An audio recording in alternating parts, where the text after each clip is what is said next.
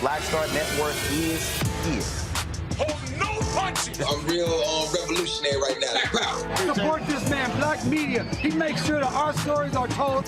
Thank you for being the voice of Black America, Roland. Stay black. I love y'all. All momentum we have now, we have to keep this going. The video looks phenomenal. See, there's a difference between Black Star Network and Black-owned media and something like CNN. You can't be Black-owned media and be scared. It's time to be smart. Bring your eyeballs home. You dig?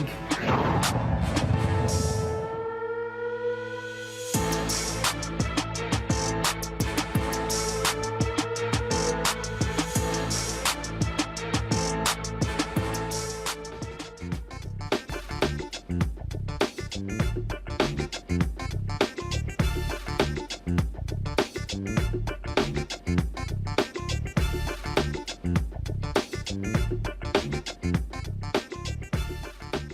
is Thursday, November 16, 2023. Coming up on Roland Martin Unfiltered, streaming live on the Black Star Network. A mistrial has been declared in the case of the former officer who was on trial for the death of Breonna Tayler. We'll give you those details about that case. The Democratic candidate for treasurer in Louisiana is going to be joining us.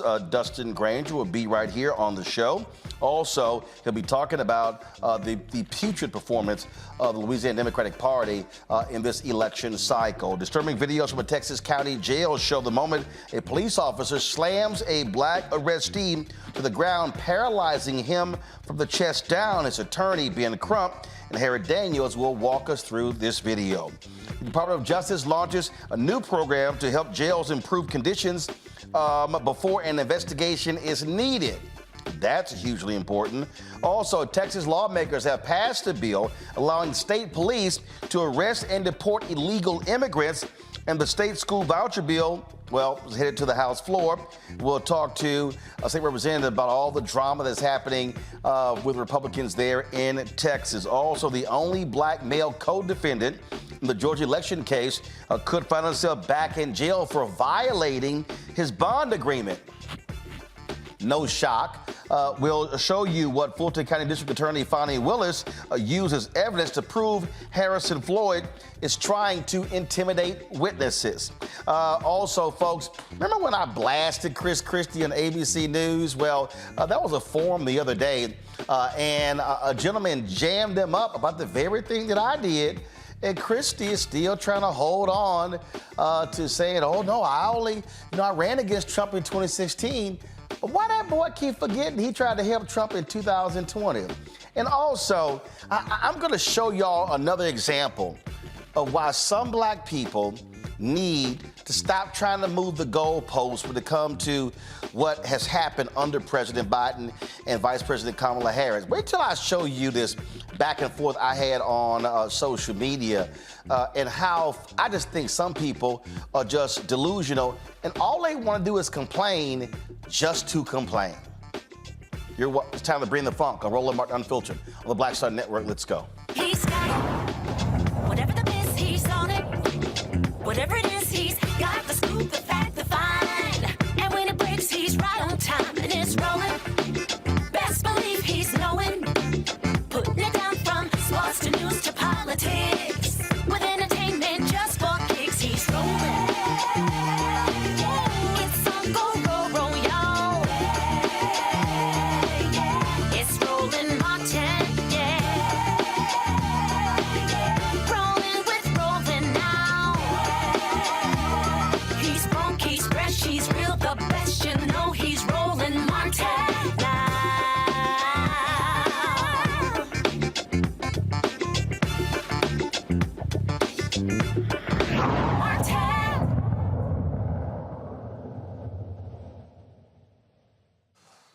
Federal judge in Kentucky declares a mistrial in the case of the former Louisville police officer Brett Hankinson, who was on trial for his role in the death of Breonna Tayler. Of course, he was on trial for violating the civil rights of Tayler, her boyfriend, and their neighbors during the 2020 raid that left Tayler dead. The jury, they began deliberating on Monday, could not reach a verdict on Hankinson's 2-count indictment for deprivation of rights under color of law. He was charged with willfully depriving Tayler and Kenneth Walker, Taylor's boyfriend, of the constitutional right to be free from unreasonable seizures, which includes the right to be free from a police officer's use of unreasonable force during a seizure. Hankinson was also charged with willfully depriving Taylor's neighbors, Chelsea Napper, Cody Etherton, and Zayton Flournoy. Hankinson was acquitted of multiple wanton endangerment charges in a state trial last year. He, of course, is the only police officer who has gone on trial for the death of Breonna Tayler. This obviously is a huge blow to supporters of Breonna Tayler, as well as her family. And so they have been very much involved in this. No word whether federal prosecutors are going to seek a retrial of Brett Hankinson. My panel right now, of course, is Reese Colbert, host of the Reese Colbert Show on Sirius XM Radio. She's out of D.C. Lauren Victoria Burke, Black Press USA out of Arlington, and we'll be joined a little bit later by Dr. Greg Carr, Chairman of the Department of Afro-American Studies at Howard University. This right here, Lauren, is not good news to the folks who have been fighting on behalf of Breonna Tayler, and hopefully federal prosecutors are going to seek a retrial. Yeah, I'm sure that they will, because what happened to Breonna Tayler is outrageous. She was a completely innocent person, and the cops came into her place and killed her. And it's an outrageous case, an absolutely outrageous case, which involves, of course, them getting together and lying after it. It should not go away, and hopefully prosecutors will come back and try again, because it just shows you, though, in these cases, even when there's an outrageous death of somebody who's completely innocent, how hard it is to get someone in jail who's made a huge mistake that cost somebody their life, but happens to be a member of the law enforcement community, so that they get benefits of the doubt and everything else that your typical plaintiff would not get in a likewise situation. But her death is one of the most outrageous cases of police brutality and police violence on the books in a lot of decades, and there's no way that this should just go away because of a mistrial. Look, great points there, Reese. And look, this has been obviously traumatic for a lot of the folks there. You had Attorney General Daniel Cameron, who didn't do a damn thing. You had the grand jury who said, hell, he didn't even really present this to us. And so people were hoping and looking to the federal government by use of the violation of civil rights charge to be the place where some justice was gotten as a result for her death. Yeah, unfortunately, though, people still want to reserve the right for cops to come in guns blazing when the residents are Black residents. It doesn't matter that these charges also related to neighbors that were affected by this guy feeling like this was guns of the Navarone, just shooting anywhere without any kind of clear target. It's still America 2024 and perhaps, or 2023 rather, perhaps if this had been closer to when there was this so-called racial reckoning, we might have seen a different result. But the reality is that the tide has turned back in favor of the cops and police brutality, and by any means necessary. And I think that's very unfortunate, because obviously Breonna Tayler deserves justice. Obviously Kenneth Walker deserves justice as well. So there's still more work to do to try to move this culture, this society, away from the culture of that the cops have license to do anything they want. Of course, we're going to be monitoring this. The decision came down a little while ago, and so hopefully if we hear from the attorneys, from Breonna's mother, or even Tamika Mallory and the folks at Until Freedom, we will carry that live right here on Roland Martin Unfiltered. Going to a break, we come back. Runoffs are taking place in Louisiana this weekend. We had Gary Chambers on yesterday. Black turnout has been awful. Louisiana Democratic Party, I don't know what the hell they're doing. We'll be talking to the candidate running for state treasurer on what he is doing to hopefully turn on African Americans to avoid a Republican sweep in Louisiana. You're watching Roland Martin Unfiltered on the Black Star Network. Don't forget to support us in what we do. Please join our Breonna Funk fan club. Your dollars are critically important to allow us to do what we do. Send your check and money order to P.O. Box 57196, Washington, D.C. 20037-0196. Cash App, $RM Unfiltered. PayPal or Martin Unfiltered. Venmo is RM Unfiltered. Jail, Roland at RolandSMartin.com. Roland at RolandMartinUnfiltered.com. And of course, you can also download the Black Star Network app, Apple phone, Android phone, Apple TV, Android TV, Roku, Amazon Fire TV, Xbox One, Samsung Smart TV. Be sure to get a copy of my book, White Fear, How the Browning of America is Making White Folks Lose Their Minds, available at bookstores nationwide. Download the audio version on Audible. We'll be right back.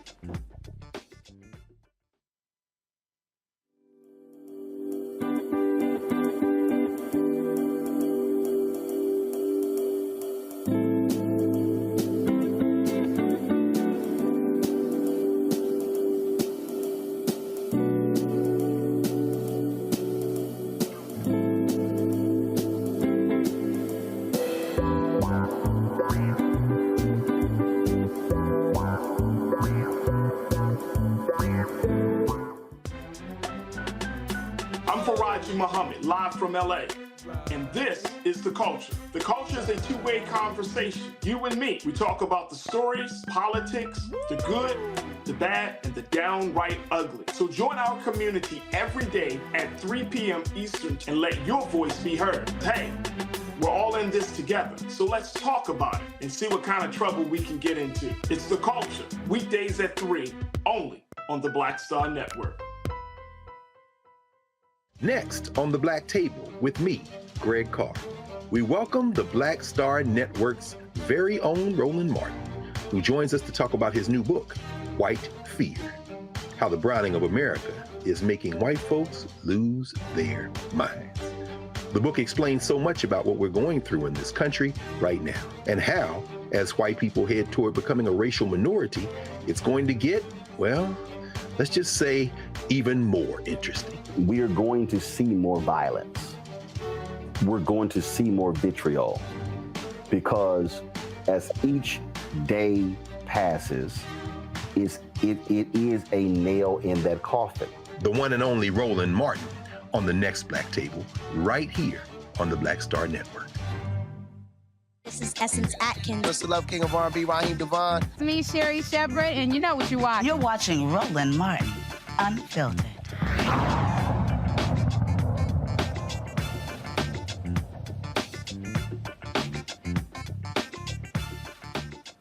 Democrats had a huge win all across the country in the elections, a couple of weeks ago. But the elections are not over. This Saturday in Louisiana, they have the runoffs for several positions there. Of course, polls will be open from 7 a.m., closing at 8 p.m. Central on Saturday. One of the races that is up for grabs is for state treasurer. Republican John Fleming is running against Democrat Dustin Granger.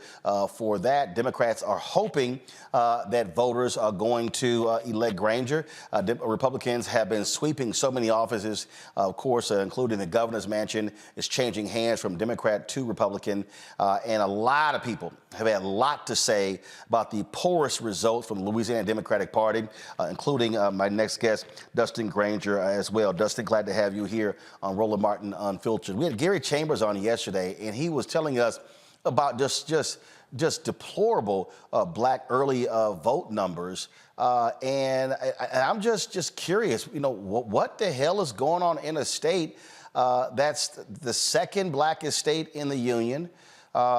You've got folks like Black Voters Matter. They've been out there working the grounds, but so many people have been targeting the Louisiana Democratic Party and leadership for just what I keep hearing is, frankly, doing nothing. Yeah, we got a big problem, Roland, and we're doing everything we can. You mentioned Black Voters Matter. You know, we have a lot of great organizations in New Orleans that have been turning it up here in the last few weeks. And look, we're just going to have to do this by ourselves. The state party has helped somewhat, but there is a lack of organizing, a lack of fundraising and recruiting that we really need to be doing 4 years before a gubernatorial election. And we're going to have to get with it pretty quick. So, what are the areas that you are concentrating on? Obviously, New Orleans with significant black turnout, but where else are you looking in the state? Roland, we've been going all over the state. So I'm the longest running statewide candidate. So I started at the end of last year.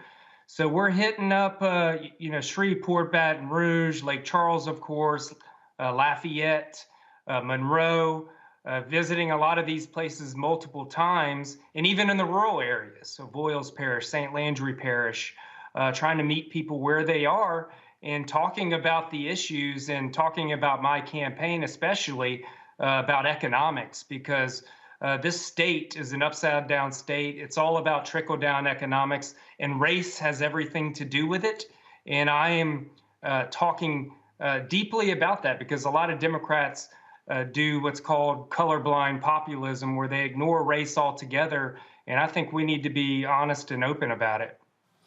And look, we talk about that obviously from an economic standpoint in the state.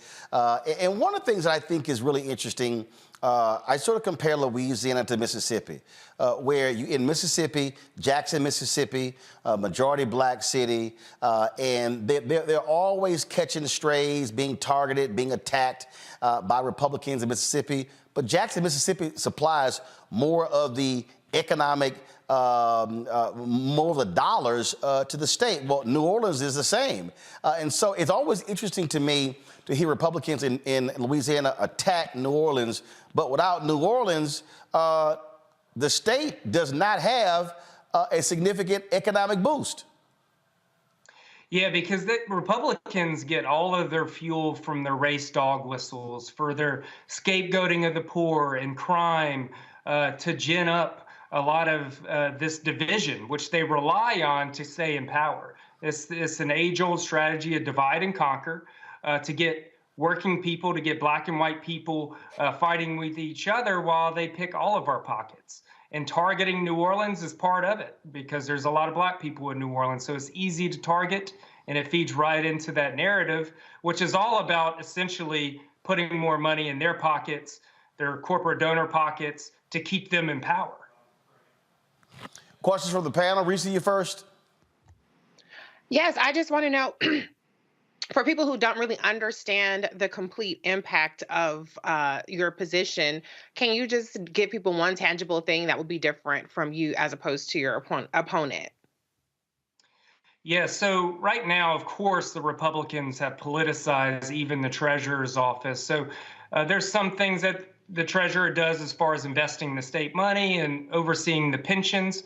Also, the chair of the bond commission. So a lot of the projects from the budget goes down to the bond commission. I set the priority of those projects. So it's real important. But what I would especially do different is use the platform like it has been done somewhat in the past as a platform to push good economic bills and to be loud about it and to be a check on this far right extreme government that it seems that we have now, especially with Jeff Landry. Somebody there needs to be a loud voice, hold them accountable before they do bad things, during and afterwards, and take an active role in the legislature to push good economic bills. And look, it's the responsibility of a statewide position and a platform like that to speak directly to the people. So I would use the position to write to the papers, do radio and TV as much as I can to let people know what's going on, because sometimes they do devastating cuts. And when it happens to people, they don't know what the hell's going on. They'll probably just blame Biden or something, which is exactly what the Republicans in this state want them to do. Lauren. Yeah, Justin, when in your estimation did the Louisiana Democratic Party go off the rails? I can't remember hearing all of this low turnout stuff when Governor Mitch Landrieu was there. In your estimation, when did the party start to fail in terms of inspiring voters? Landrieu was lieutenant governor in Louisiana. And in the last election, John Bel Edwards won the runoff for governor by about 30,000 votes. Without that turnout, he's not governor. Dustin, go ahead. Yeah, I think it goes back, probably back to the mid-2000s, 2012, around there. Of course, Obama being president had something to do with it. Mary Landrieu lost her U.S. Senate seat. I forgot what year it was. But right around there, things started changing a lot. And also, I think, national politics, our lack of local media and news coverage of politics, all happening at the same time, has led to it faltering. And, Democratic politics, Republican politics have been changing a lot the last 5 or 10 years, and our current party structure hasn't really kept up with the change that's happened. We have a lot more young people that want to get involved, and we just really haven't adapted. Well, I think absolutely when you talk about how the role the national politics plays, But also, it is critically important to have infrastructure. And one of the things that I was talking to Virginia's House Democratic leader, Don Scott, who will become the Speaker of the House in January, what he said is, he said, you cannot continue to only talk to people around election time. He said there has to be continuous, he said it has to be 365 campaigning where you are talking, you're educating, you're telling people what we're doing, you're telling people why things are happening and why things are not happening. And he said that he's made it clear that in Virginia that the House Democrats are going to keep doing that even after the session starts. He said because he said we don't want to be in a situation of people accusing us of only coming around and only coming to talk to them when it's election season. Absolutely. It needs to be year-round. And as I travel around all the local parish executive committees, a lot of them don't exist. Some of them, a lot of the neighboring parishes don't talk to other parishes. There's a lot of, it's broken down, the infrastructure. And that is because of the state party. And I'm pretty sure they have a really short staff. Fundraising has suffered. I put that on the leadership of the party. There's been some divisive things in the leadership of the party. Again, all of it isn't all their fault in the current administration for that, but we have to start rebuilding now. And I hope one of us in these statewide positions can pull out a win, because that's what I would be dedicated to from day one. We need somebody at the state level being a champion for our party and not being afraid of Democratic politics. I feel like a lot of elected officials now, we're afraid to say we're a Democrat. A lot of white Democrats have left the party. And I'm going around the state and I'm telling people, like, look, keep your heads up. We are the jobs party. The Democrats have been the jobs party and the party of economic growth for 100 years. We're the party of working people. We need to stand up and own it. And the Republicans don't have any economic policy at all. It is only trickle-down economics. And all their divisiveness is all about serving that almighty dollar. All right. Dustin Granger, running for Louisiana Democratic Treasurer. We certainly appreciate it. Thanks a bunch. Again, polls open at 7 a.m. on Saturday, close at 8 p.m. Central. And so, folks, if you're in Louisiana, please get out and vote. As I keep saying, if you're going to complain, listen, at least say I'm a voter. And then if you don't vote, shut the hell up. Dustin, thanks a lot. Thank you very much. Folks, we come back on Roland Martin Unfiltered right here on the Black Star Network. Chris Christie was challenged by someone at a recent forum saying, why should I actually believe you when you're one of the people who put Donald Trump in place? I got to show you guys the exchange because it sounds kind of familiar to what I said to Chris Christie 2 years ago on ABC This Week. And boo, he got real mad when I did that. We'll have that for you next, right here on Roland Martin Unfiltered on the Black Star Network. Hatred on the streets, a horrific scene, a white nationalist rally that descended into deadly violence. White people are losing their damn minds. An angry pro-Trump mob storms the U.S. Capitol. We've seen We're about to see the rise of what I call white minority resistance. We have seen white folks in this country who simply cannot tolerate black folks voting. I think what we're seeing is the inevitable result of violent denial. This is part of American history. Every time that people of color have made progress, whether real or symbolic, there has been what Carol Anderson at Emory University calls white rage as a backlash. This is the rise of the Proud Boys and the Boogaloo Boys. America, there's going to be more of this. Here's all the Proud Boys, Dave. This country is getting increasingly racist in its behaviors and its attitudes because of the fear of white people. The fear that they're taking our jobs, they're taking our resources, they're taking our women. This is white fear.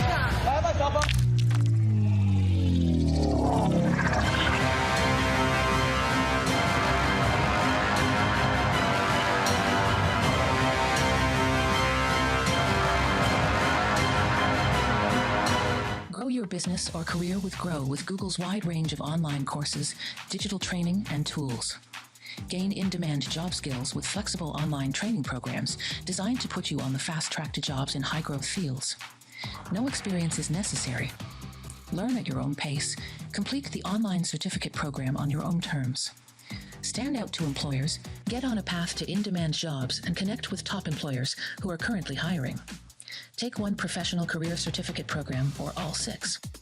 Earn a Google Career Certificate to prepare for a job in a high-growth field like data analytics, project management, UX design, cybersecurity, and more. All professional career certificate programs must be completed by December 31st, 2024. Scan the QR code to complete the application. There are 1,000 scholarships available. Grow with Google and J. Hood and Associates. Be job ready and qualify for in-demand jobs. I'm Dee Barnes, and next on The Frequency, we have griot, performance artist and author, writer, singer, and composer, Queen Mother Nana Camille Yarborough. Please join us for an incredible conversation with knowledge, wisdom, and power of the elders. I'm a perception changer. You're a rearranger. You're a mind evolver and a problem solver. You're a beast eater, a soul excreter, a void filler, and a bile spiller. You are a thought warmer, a plan former, a power orchestrator, and a tongue translator. Right here on The Frequency on the Black Star Network. Hi, I'm Dr. Jackie Hood Martin, and I have a question for you. Ever feel as if your life is teetering and the weight and pressure of the world is consistently on your shoulders? Well, let me tell you, living a balanced life isn't easy. Join me each Tuesday on Black Star Network for A Balanced Life with Dr. Jackie. We'll laugh together, cry together, pull ourselves together, and cheer each other on. So join me for new shows each Tuesday on Black Star Network, A Balanced Life with Dr. Jackie.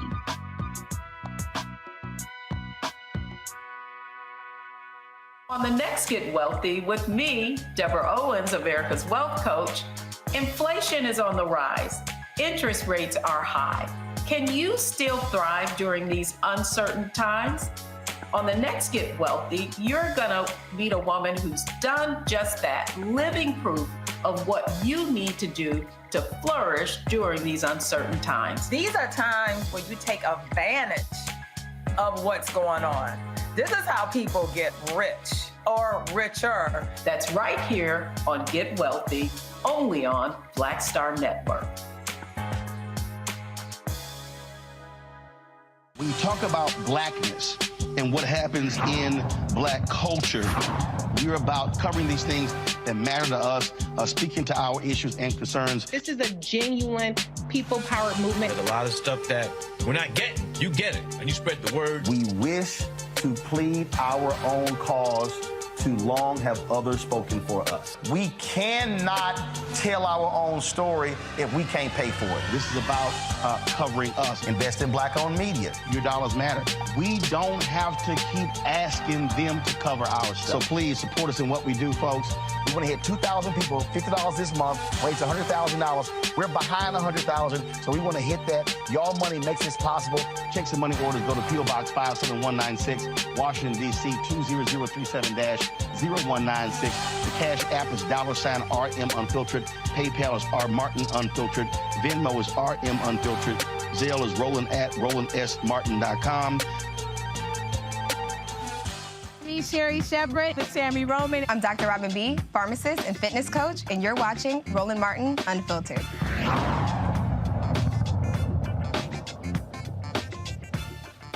All right, don't you just love it when you can see far ahead of other people, and then people then begin to sort of start saying the same things that you were saying?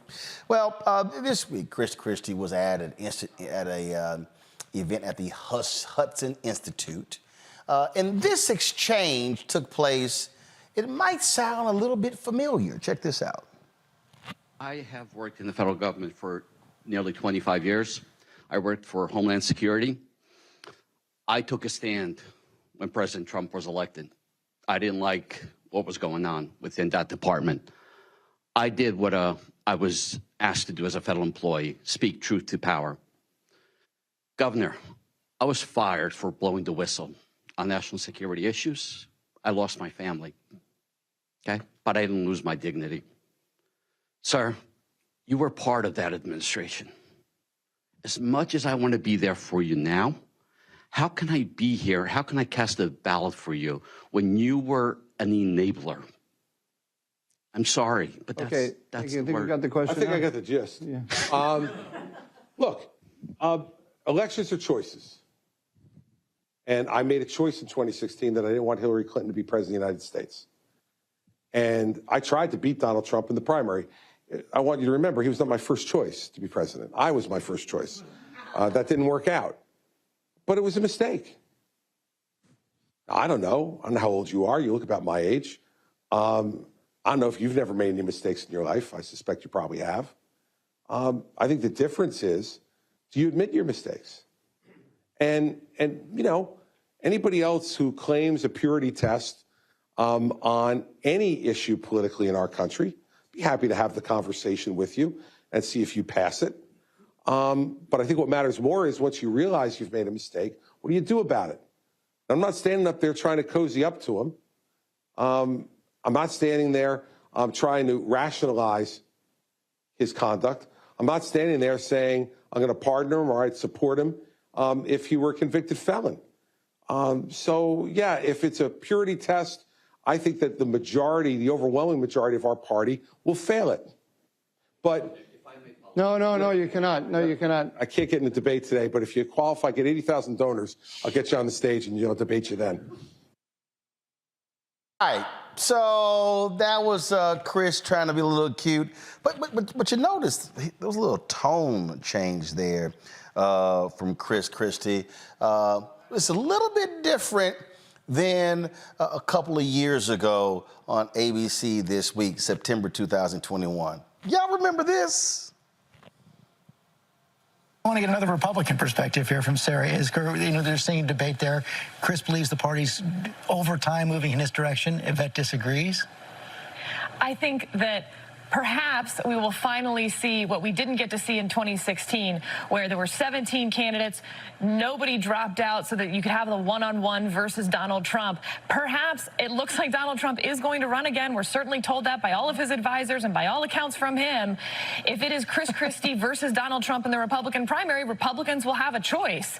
And certainly Donald Trump is in some ways at his weakest that he's been since he left the White House, and in other ways, certainly what he has said and Trumpism has picked up within the party. It will be up to Governor Christie to make the case that there is somewhere else to go. But I do think if Trump runs, he may be alone in that lane, and that could be helpful. I'm sorry, Republican Party, they made their choice. Yes. And I appreciate the speech, Governor, but the reality is this. You have to admit, Sarah, you have to admit the role that you played in putting the person in leadership who is driving conspiracy theories. It's one thing to condemn them after the fact, but you have to own up to the role that you played in putting the person in power. The time we both ran campaigns against No. Let me finish. First off, I don't have to admit, First off, I don't have to admit anything to you. Can I finish? First off, I don't have to admit to you. And second, I ran against Donald Trump in 2016. You also coached him for the debate, sir. You ran against, here's the deal, you ran against him. But when a person has principles, morals, and values, they do not support them even if you lose. Right. And what they say is, I choose patriotism and the country over party and power. And the problem was too many Republicans chose power in riding with Donald Trump as opposed to patriotism in America. I'll sleep fine tonight with you judging my morals. Well, guess what? As a voter, as a voter who has 13 nieces and nephews, what I also want to see in America are Republicans and Democrats who have the guts to stand up to narcissists, to folks who lie, to folks who sit here and lead a country in the wrong direction. And what that man has unleashed on this country, any Republican who stood with him has to own it and accept the role that they played. Yeah, well, that's fine. I'll accept the role that I played in the 2016 election running against him, and I'll accept the role... Let him finish his point now. Let him finish his point. And I'll accept the role that I played in my belief that Hillary Clinton was not the right person to be president. We all get to make choices, Roland, in this democracy. I made my choice. I'm on record of my choice, and I'm not walking away from my choice. But it does not preclude me from being able to be critical when the person that I did support does things that I am against. And so this false choice that you're trying to set up, is that false? It's a false choice, and one that the American people are not going to buy either. Roland, let me just press one other point. Right now, I would argue that the fact that so many Americans can't buy into simple facts is probably the biggest existential threat we face to our democracy. So when somebody speaks up for that, isn't it something to be praised? Facts are critically important, but again, when you support someone who said fake news, when you were truthful and then push that, then when you have the networks and the conservative radio talk show hosts, that whole echo chamber driving that's the problem. I am a native of Texas who is still registered there, and I am dealing with Greg Abbott and Dan Patrick, who is consistently lying and making things up, and you're dealing with that. I'm dealing with people who are changing textbooks, well, here's the deal. I have a very basic principle since I've been a journalist. If you do good, I'll talk about you. If you do bad, I'll talk about you. At the end of the day, I'll talk about you. And somebody has to say what others are afraid to say. Sarah, you get the last word. If you want to persuade... I don't need to hear what Sarah had to say because it was BS when she said it. Here's the whole deal here, Greg. Christie keeps saying 16, 16. You notice how he don't want to talk about 20. Who prepared Trump for the debates in 2020? Christie. Who campaigned for Trump in 2020? Christie. And the fact of the matter is, Chris Christie ain't fooling me. If Donald Trump gets that nomination, guess who's gonna say I'm voting for Donald Trump? Chris Christie.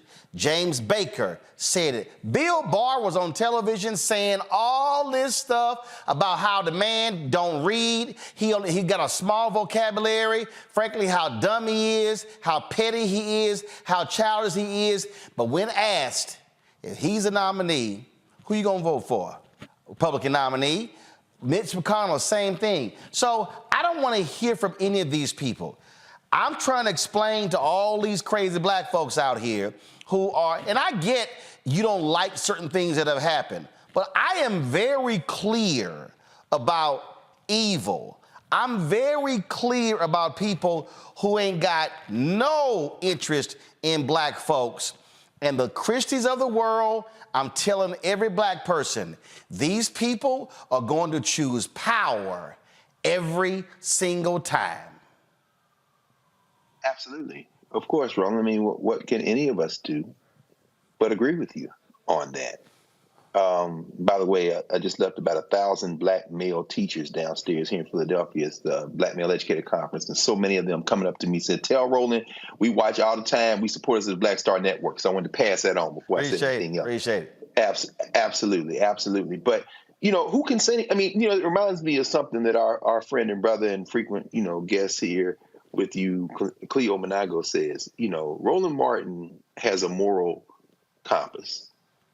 You may not agree with everything he says. You may agree with much of what he says. But one thing you don't have to have any question about is he has a moral compass.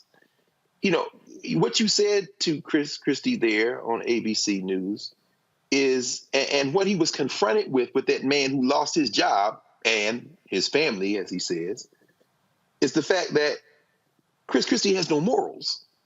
It's what you said. He's a politician. Now, of course, when he was talking to that guy, he was right. Of course, I was wrong. I made a mistake. But let's be clear. You still will stand up and salute whoever is going to feed your ego, feed your bank account, feed your craving for power. And when you confronted him finally there on Stephanopoulos' show, you confronted him with the one thing that any politician must ultimately look in the mirror and have to ask her or himself, am I willing to compromise my values? In Chris Christie's case, the answer is not yes or no, because he has no values, except he wants to be in the room.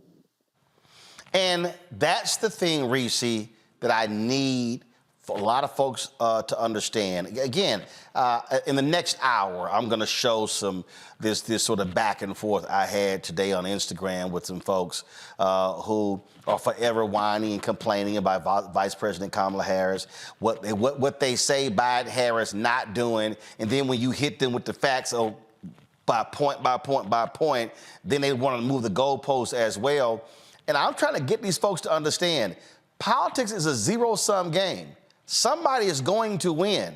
And when you have folks who are willing to, look, Nikki Haley went on CNBC and said all these things, how bad Trump is. And then when was asked, if he's a nominee, you gonna support him? She said, I will support the Republican nominee. These people are going to fall in line, and they are going to forget January 6th. They're going to forget all that sort of stuff like that, and they're going to fall in line behind that man because they ain't got no problem with his evil ass being back in the White House. Yeah, and I don't even think it's a matter of them forgetting about it. I think it's a matter of them saying that it's not a deal breaker. It's not a red line because they're going to be in power and they're going to be able to put their friends in power. I mean, they're already recruiting hundreds of people to immediately be installed in the administration if Donald Trump or any Republican were to win. And so this has always been about power for the Republican Party. It's not about morals. It's not about the high ground. It's not even about anything, as much as these people pretend to be evangelicals and a number of things. It's not even about that. It's just about power and money. And I think that Chris Christie has created a lane that he's the only one left standing in so far in terms of the Republican candidates to be the anti-Trump. But the reality is he was right there in lockstep with Trump until it was no longer politically expedient for him when he decided to run for president. And no matter what any of these people do, playing for second place, which there is no such thing when it comes to being the nominee, they're all going to fall in line as well. And so that's the reality of the Republican Party. The Democratic Party operates a little bit differently. The Democratic base operates a little bit differently. The independents, the disaffected operate a little bit differently. And that's why Democrats have a different challenge than Republicans do. Lauren? Yeah, I mean, I thought it was interesting to hear Chris Christie's answer to that gentleman when he said that he had made the choice. He made the choice that Hillary Clinton, he didn't want to see Hillary Clinton in office. Well, the problem with that 2016 example is that we knew that Donald Trump was crazy in 2016. And in fact, we knew it right at the moment that he announced for president when he got up and said something completely bigoted about Mexican immigrants. I mean, you wanted to align yourself and brand yourself to that, Chris Christie. And then we had the violence at the campaign rallies all during 2016. So I don't understand what was the confusion about 2016.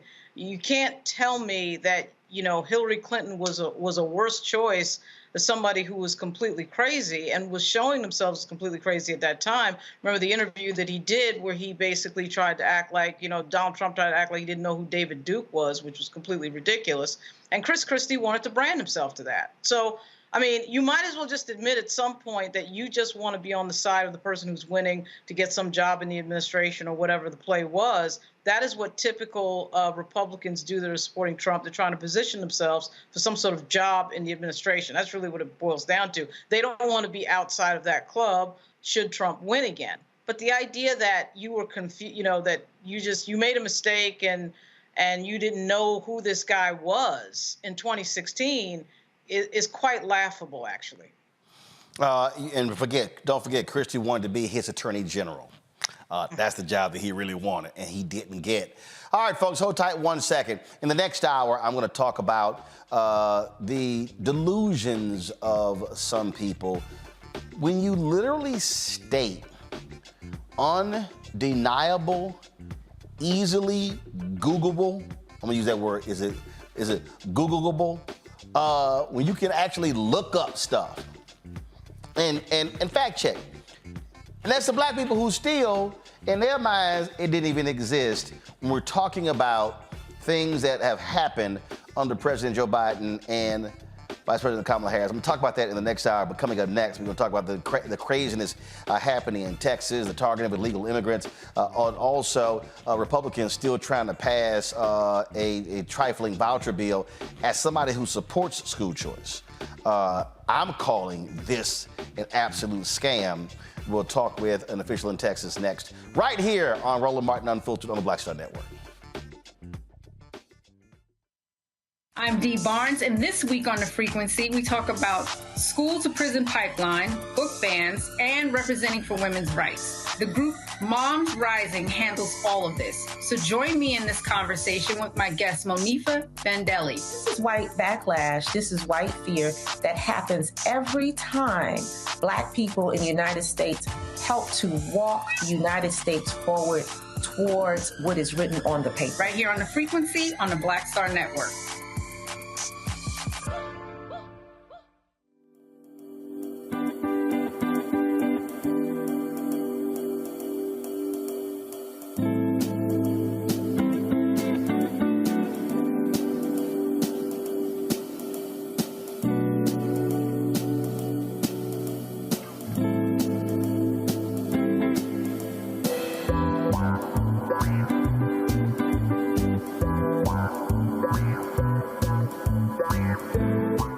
Dr. Jackie Hood Martin, and I have a question for you. Ever feel as if your life is teetering and the weight and pressure of the world is consistently on your shoulders? Well, let me tell you, living a balanced life isn't easy. Join me each Tuesday on Black Star Network for A Balanced Life with Dr. Jackie.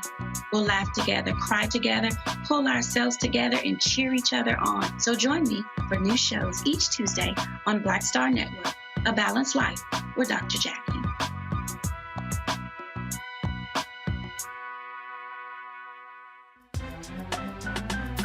I'm Faraji Muhammad, live from LA. And this is The Culture. The Culture is a two-way conversation. You and me. We talk about the stories, politics, the good, the bad, and the downright ugly. So join our community every day at 3 p.m. Eastern and let your voice be heard. Hey, we're all in this together. So let's talk about it and see what kind of trouble we can get into. It's The Culture, weekdays at 3, only on the Black Star Network. Hey, it's John Murray, the executive producer of the new Sherry Shepherd Talk Show. And you're watching Roland Martin Unfiltered.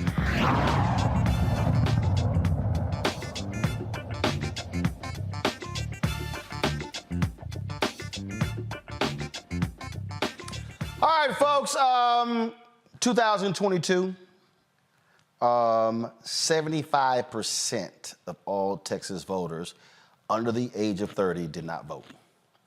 And so when people ask after the fact, man, I can't believe what happened. It's very simple.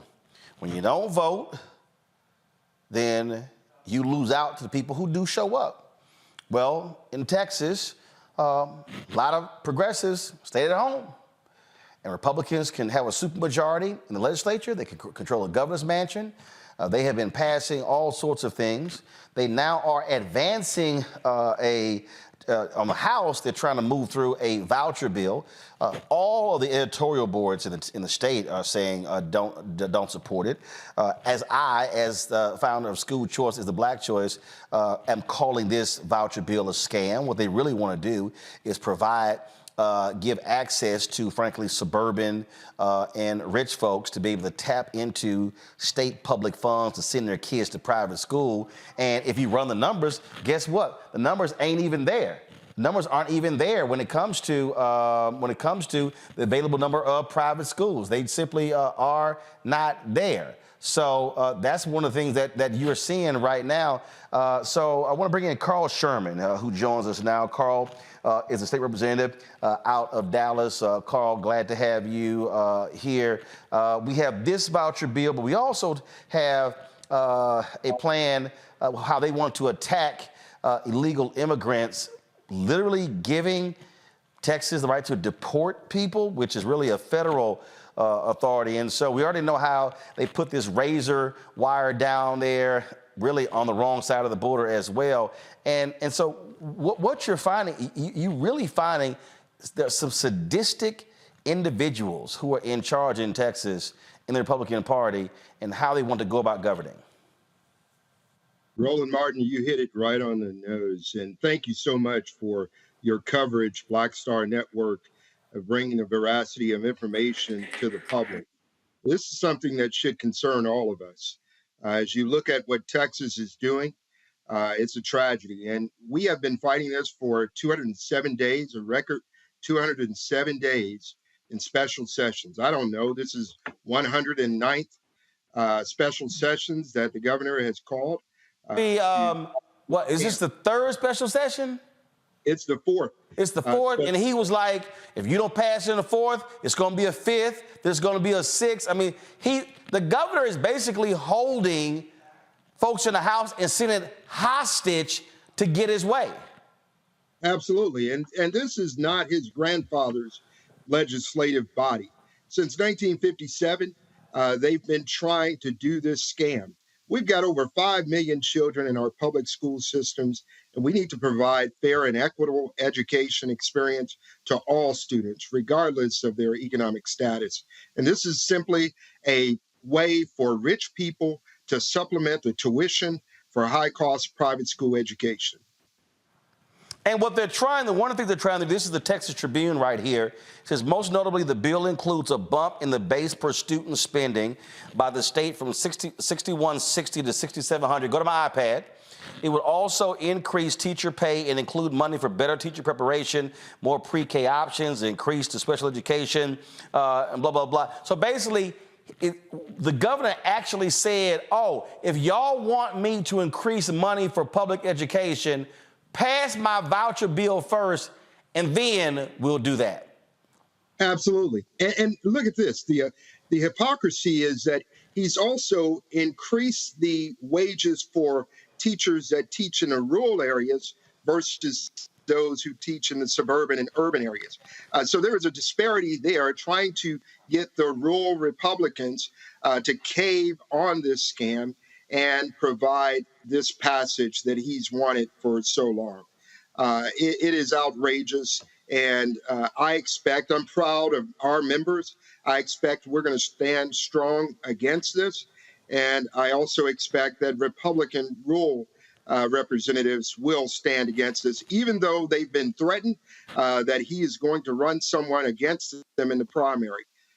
Well, and because you have a couple of Texas billionaires who have been doing that. Let's talk about this other bill. So the Texas House passed a bill making it a state crime to illegally cross the southern border, allowing state and local police to arrest and deport illegal immigrants. I'm confused.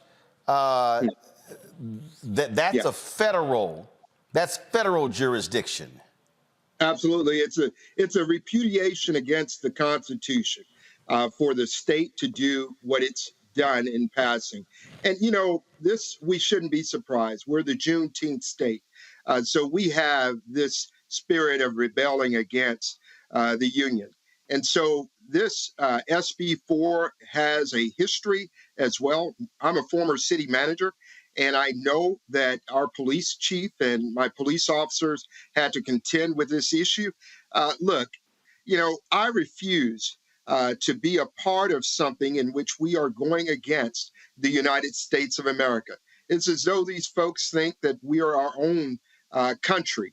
And of course, we do have those who want to succeed the United States. Questions from our panel. Lauren, you're first.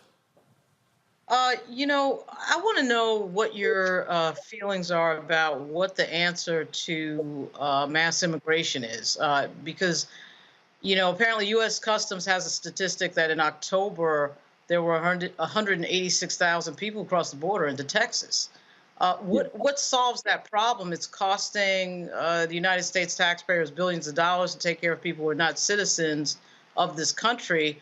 What do you think we should do about that? The federal government is not doing anything, which I suspect is why the governor of Texas is now going into these more extreme, not really solutions, but policy ideas. But what is your feeling about what we do about immigrants coming across the border? Yeah, immigration is an issue. It's paramount that we do solve this issue. And I've been working with representatives like Eddie Morales in the Eagle Pass area, who's got a smart solution to address mitigating asylum seekers.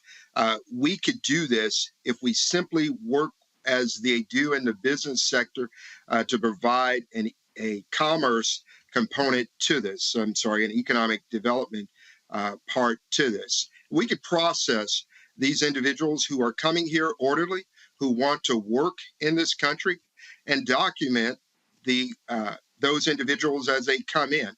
The jobs that they're seeking are jobs that we need filled. And we're not doing it the right way by simply sending people away in the way that we're doing them or shipping them to other states. We can do this, we can process them, and we can keep their information. And there's a smart plan that I intend to release soon that has an economic component to it, in which the state will be able to also support our fight against fentanyl and other issues that we have in this country. They can be a part of that solution. Our coastal folks at the coast have indicated to us that the resources are there for us to be able to do this plan. But we've got to have a smart approach to addressing this issue. Reese? Yes, I'm curious about the messaging around the fact that this bill does couple increases to public school funding and teacher pay. Is that confusing thing, muddying the waters? And where do the teachers stand in terms of the fact that they do stand, to, at least in the short term, benefit from this bill if it were passed? The teachers union, AFT, and others are against this bill. They understand that this is a scheme. Look, we need to separate what they want to do with the vouchers, and I expect that we will be motioning that on the House floor tomorrow, that we separate it so that we can vote on teacher pay. Our teachers deserve to receive pay that's commensurate of the profession that they've committed themselves to. And we can do it. We're a state, as a part of appropriations. I have been a part of appropriations. I know with our surplus of $32 billion, we could have taken this opportunity to move Texas from the bottom to just moving us up to 24 if we used all the resources that we have in appropriating education funds for public education. And the teachers stand with us. They are not falling for this scam, and we're committed to support them as we did with the recent passage of Proposition 9 on the Constitution amendments to ensure that our retired teachers are now going to receive COLA for pay. And again, before I go to Greg, exactly how did Texas get that $32 billion surplus? Well, good question, Roland. It didn't come from property tax. It came from fossil fuel sales. So fuel sales tax increase due to inflation. That's really the contributory source of the revenue surplus that we have. And so it makes no sense that we would give property tax relief only and not address most Texans are renters. And we had an opportunity to also benefit those Texans who also rent. Of the 30 million plus Texans, most are renters. Greg? Thank you, Roland, and thank you, Brother Sherman, as always, for coming on the network and keeping us all informed.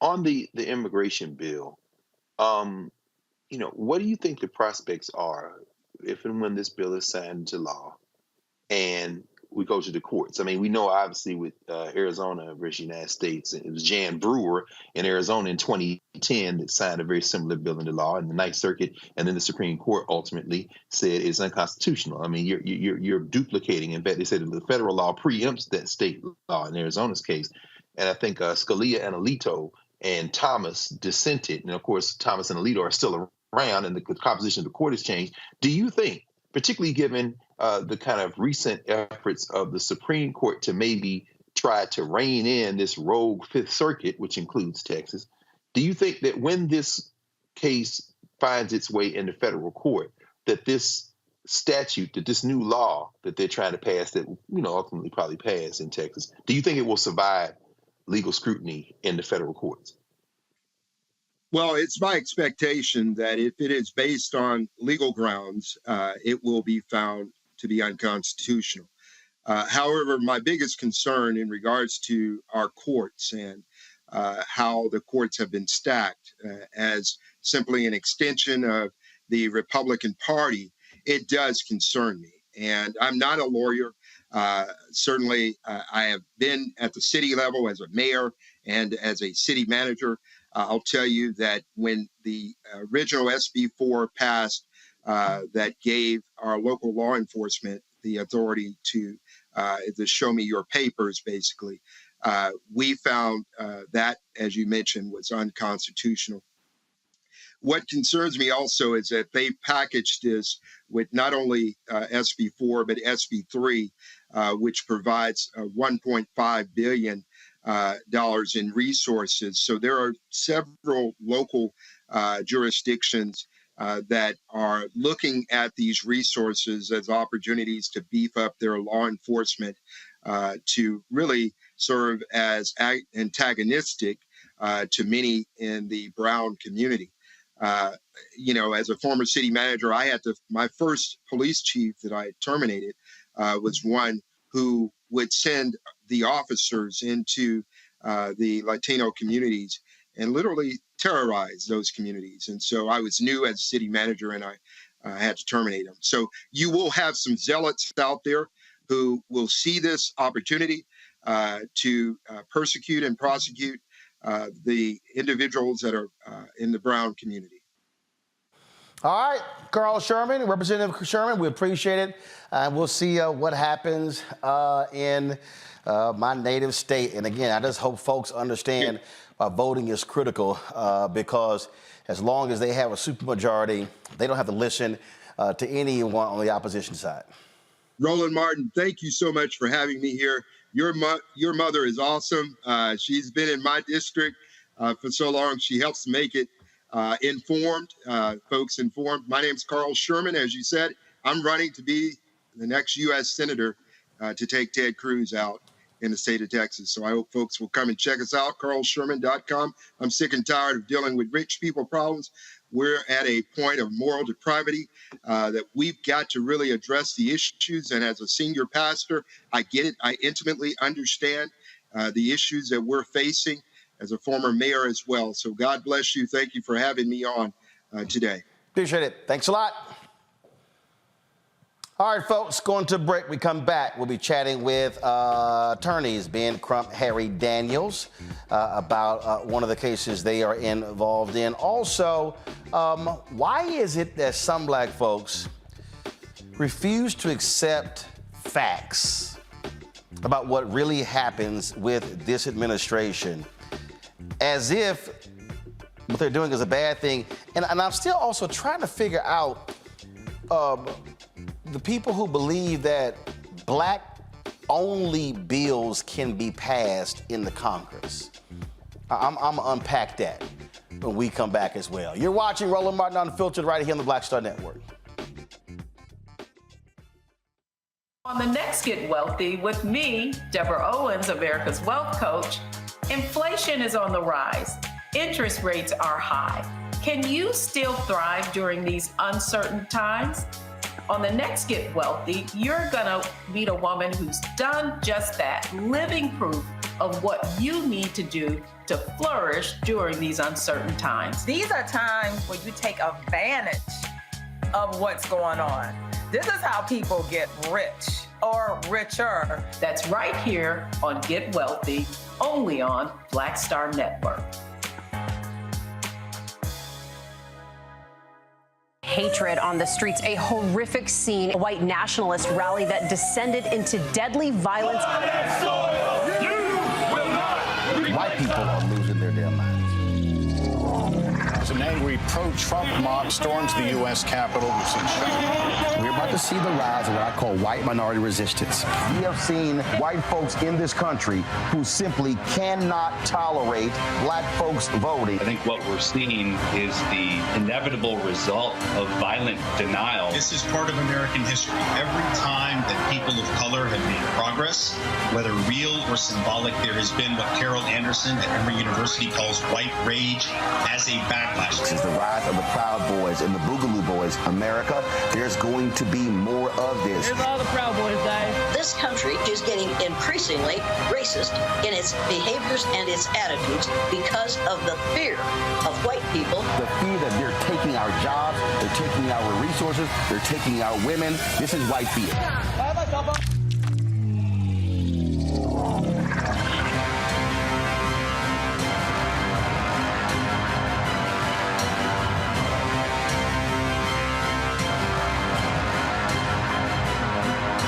Next on The Black Table with me, Greg Carr, we welcome the Black Star Network's very own Roland Martin, who joins us to talk about his new book, White Fear, how the browning of America is making white folks lose their minds. The book explains so much about what we're going through in this country right now, and how, as white people head toward becoming a racial minority, it's going to get, well, let's just say, even more interesting. We are going to see more violence. we're going to see more vitriol, because as each day passes, it is a nail in that coffin. The one and only Roland Martin on the next Black Table, right here on the Black Star Network. I am Tommy Davidson. I play Oscar on Proud Family, Louder and Prouder. Right now, I'm rolling with Roland Martin, unfiltered, uncut, unplugged, and undamn believable. You hear me?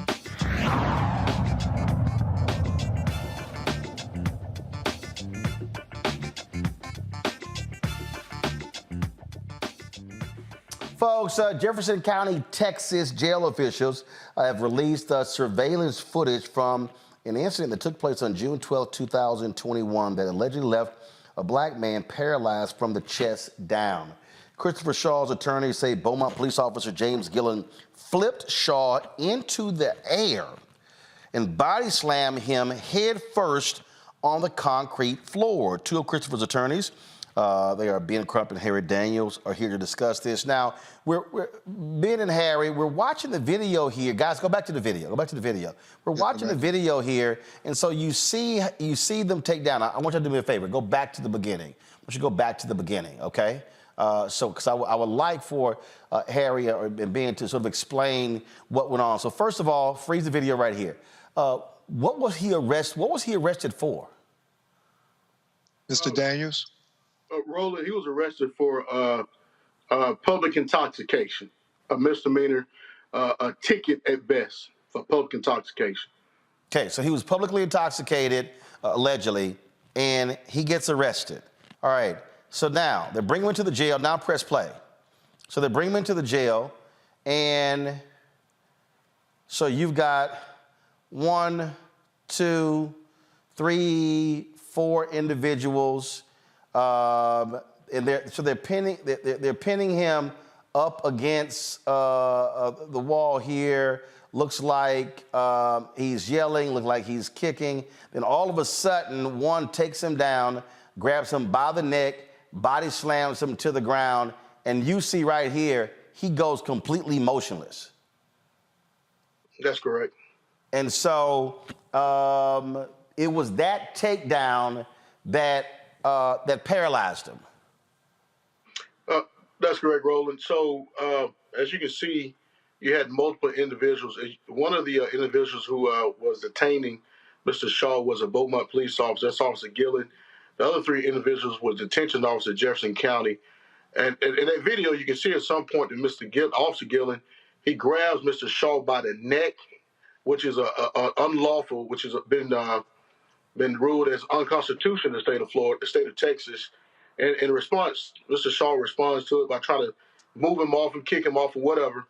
He takes his property, throws it, grabs him away from those detention officers, body slam him, which is caused it. And the experts who characterize this as a death flip, slams him on his neck, on his head, put all his weight, rendering Mr. Shaw unconscious, which eventually led him to be completely paralyzed from the chest down.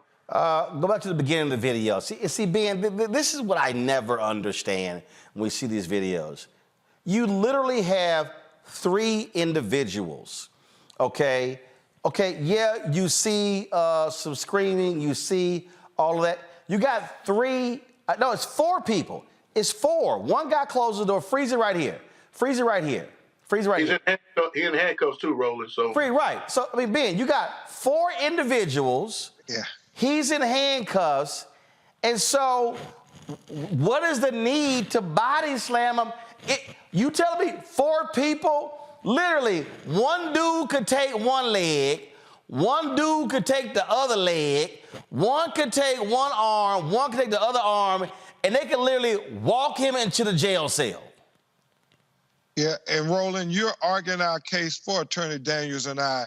It is excessive beyond belief. Press play, guys. Handcuffed. Ben, keep talking. Go ahead. Okay. He's in handcuffs. He's in the jail. I mean, if you got to do this to a person who's already restrained by handcuffs in a jail, it is unconscionable, that amount of force that leaves this young man rendered paralyzed for life. And as Attorney Daniels and Attorney Shaw's family, Chance Lynch and I talked, it gets even worse because they don't take him to the hospital after this. I mean, they take him and put him in a jail cell, and it's not until they realize he's not moving that they finally take him to the hospital. And I think what Attorney Daniels said is also profoundly important. It's unconstitutional to do those chokeholds. So you mean to tell me, so there's a woman, and just gotta keep it on the video, there's a woman who's in gray, I guess, who is a nurse or something along those lines. So she steps up. I'm watching the video, and when a man goes from yelling, kicking, you can see the phrase belligerent if you want, to motionless, common sense says, uh-oh, something happened. Yeah, Rolly, he had a large laceration. He was completely rendered unconscious, bleeding from his head. They do call emergency services. And to add to what Ben was saying, they go to emergency services. He goes to the hospital with the same person who flipped him. That person gave incorrect information to the hospital staff. Basically said he fell on the ground. Didn't tell him that he flipped him and fell on top of him, causing his injuries to him. And essentially, they brought him back to the jail. He couldn't walk. He couldn't move at that time. They had to pick this man up, Roland, pick him up over their head, carry him into jail, dress him out, put him back in a jail cell where he stayed in that jail cell almost 23 hours, where he was defecating, urinating on himself, and begging for help. For 23 hours, he was begging for help. And nobody wouldn't help him until he told the nurse that my death gonna be on your hands. And he eventually called somebody, and the EMTs came and said, this man is paralyzed. He can't move. So it's unconscionable. It's beyond. Go ahead, Roland. I'm sorry. Anything happened to this, to the cop? Well, it's in a federal lawsuit. We suing him. The sheriff of Jefferson County, she called the Texas Rangers in to do an investigation. We don't know what was presented to the district attorney's office. Not district attorneys, but the grand jury, to make a determination as whether he should be charged. We do know that the Department of Justice, through the Federal Bureau of Investigations, is involved with this particular matter. So it's still to come. Right now, we had a federal lawsuit against this officer, the healthcare facility personnel, as well as the city of Beaumont, Texas. But like Ben said, we pushing this envelope. You know, we've been telling y'all about this video. Y'all did a story, and now that the nation is seeing this video, this is almost similar to Freddie Cox, the case that took place up there in I think what was Connecticut, man? Baltimore. And Randy Cox in Connecticut. Randy Cox. Roland, you remember? Yeah. Wow, unbelievable here. So y'all are involved in a federal lawsuit. So this took place in 2021. So no discipline against that officer? Hey, the chief of police, he's backing his officers 100% on these things. We don't have plenty of experts to look at this thing and say this was absolutely excessive use of force. Ben, he does these cases all over the country. It doesn't shock us or that the police is not is backing him, and no discipline is going towards his officer at this time. And again, they body slam him and they sit him in a chair, and you see right here, you see about 10 people just standing around looking at him, and the whole time this man is paralyzed. And Roland Martin, realize what Attorney Harry Daniels said. They took him to the hospital, brought him back from the hospital, and put him in the jail cell even though he's paralyzed. I mean, you talking about inhumane. And right there, this video that's being shown, he's been mocked. Like, hey, man, you can get up and walk. Quit playing. You can get up and walk. This man is paralyzed. His leg, he has the crippling effects of his hands where he's not receiving blood flow or any muscle strength in his wrist at this time. But, they picked him up, changed him out, put him in a jail cell. He couldn't move, couldn't eat. He just laid there in that jail cell till eventually an EMS was called, and the EMS immediately told the nursing staff that this man is paralyzed. Unbelievable. Unbelievable. Before we go, Ben Crump, I do want to get your thoughts on the mistrial in the case of the officer, the federal trial in the case of Breonna Tayler, in the death of Breonna Tayler. You know, Roland, that underscores the importance of jury duty in the service. We had one African-American, Roland Martin, out of all 12 of them on one of the most historic cases ever in America. And thank God we had that brother. I don't know what the breakdown was, but the fact that some people want to acquit that officer of shooting at Breonna Tayler, but that black juror held out. And we got to celebrate that, and we got to get more black people on juries. We see it all the time. I know Attorney Daniels too, that you have one black juror who would give in to the white jurors, but he stood his ground, and thank God we could fight again for Breonna, for her to get justice. All right. Gentlemen, Harry Daniels, Ben Crump, we surely appreciate both of you being with us. I appreciate it, bro. Thanks, brother. All right, thanks a bunch. Take that shirt off, man. No, that's not going to happen. That will never happen. Because when Omega's Founder Day tomorrow, you got two Omegas here. He got two. He's surrounded by the Q's, man. Hold up. Let me explain to y'all what this look like. This is Alpha. Let me explain y'all how this go down. This is Alpha, and the rest of y'all back there. and just so you know, Stephen, take this camera right here, Stephen, and I want you to put it on this portrait right over here. I just want Ben and Harry to see this, because I want them to see greatness. See, I need the camera right here. Need the camera right here. Turn that camera. Turn it right. Keep going. Turn that camera right. No. Turn that one. Yeah, keep going. Keep going. Keep going. Keep going. Swing it around. You about to put my. You're gonna put my hero up. Swing it around. Keep going. Keep going. Right. Keep going. Right there. I just want y'all to see. You can zoom that thing out if you can. Just want y'all to see right there. Lon Wall, my birthday was Tuesday. Lon Walls came by and he gave me this Alpha stole. So I went ahead and just put it right here on the MLK piece. just for the both of y'all, since y'all talking a little smack. Just gotta remind y'all who's your daddy. Hey, Roland, everybody eventually want to go to Omega chapter, so you know how that works. Actually, nobody wants to go to the Omega chapter. So nobody wants to go there. And plus, when you go there, you ain't gonna know, so it don't matter. Okay, we'll see. You got the mic. I love you, man. Have a birthday, bro. Appreciate it. Got the mic. Say it again, Ben. I can't argue with you. You got the mic, Mr. Yes, you are correct. And just remember, I keep telling y'all, when you're in the presence of alphas, always kiss the ring. Man, let's get out of here, man. We're gonna let you go on that. Hey, what's the Q's? Happy Founders Day tomorrow, Roland. All right, happy Youth Group Day. Come on. All right, Harry, thank you. I appreciate it, Jess. Thanks a lot. Greg Carr, did they actually think I was going to concede any ground?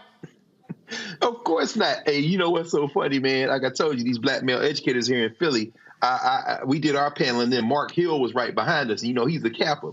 So the first thing Mark did, man, I said, man, don't start that stuff. Don't you know that we're your fathers? And they started, man.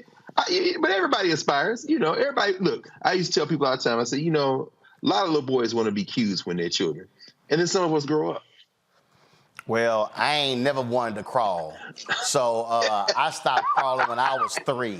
So, yeah, you ain't going to never hear me taking pride in being called a dog. That ain't going to happen. All right. When we come back, y'all, I want to talk about, again, I deal in facts. I deal in reality.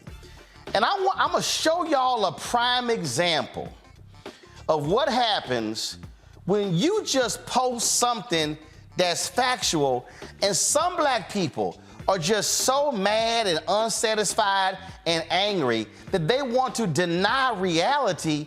They just make up stuff. I'm talking about what's going on, the things that are happening with the Biden-Harris administration that's actually good for black folks, but some folks still got a problem with it. I'm going to show you what I'm talking about when we come back on Roland Martin Unfiltered on the Black Star Network.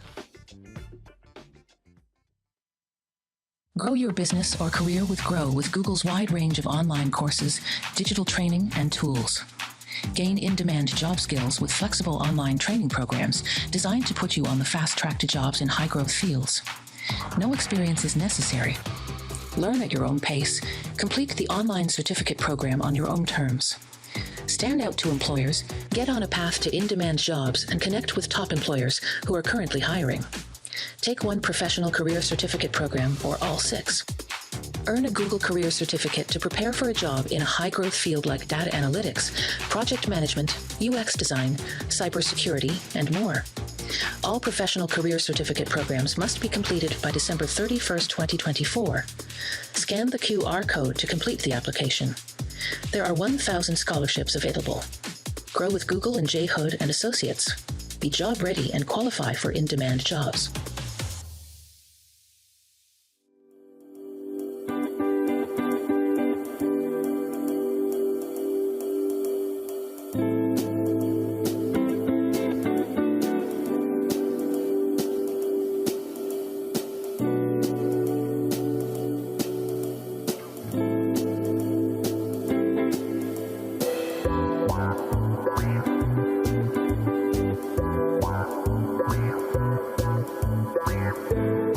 Dr. Jackie Hood Martin, and I have a question for you. Ever feel as if your life is teetering and the weight and pressure of the world is consistently on your shoulders? Well, let me tell you, living a balanced life isn't easy. Join me each Tuesday on Black Star Network for a Balanced Life with Dr. Jackie. We'll laugh together, cry together, pull ourselves together, and cheer each other on. So join me for new shows each Tuesday on Black Star Network, A Balanced Life with Dr. Jackie.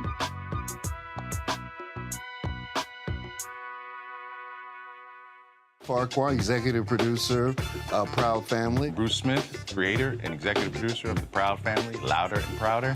And you're watching Roland Martin Unfiltered.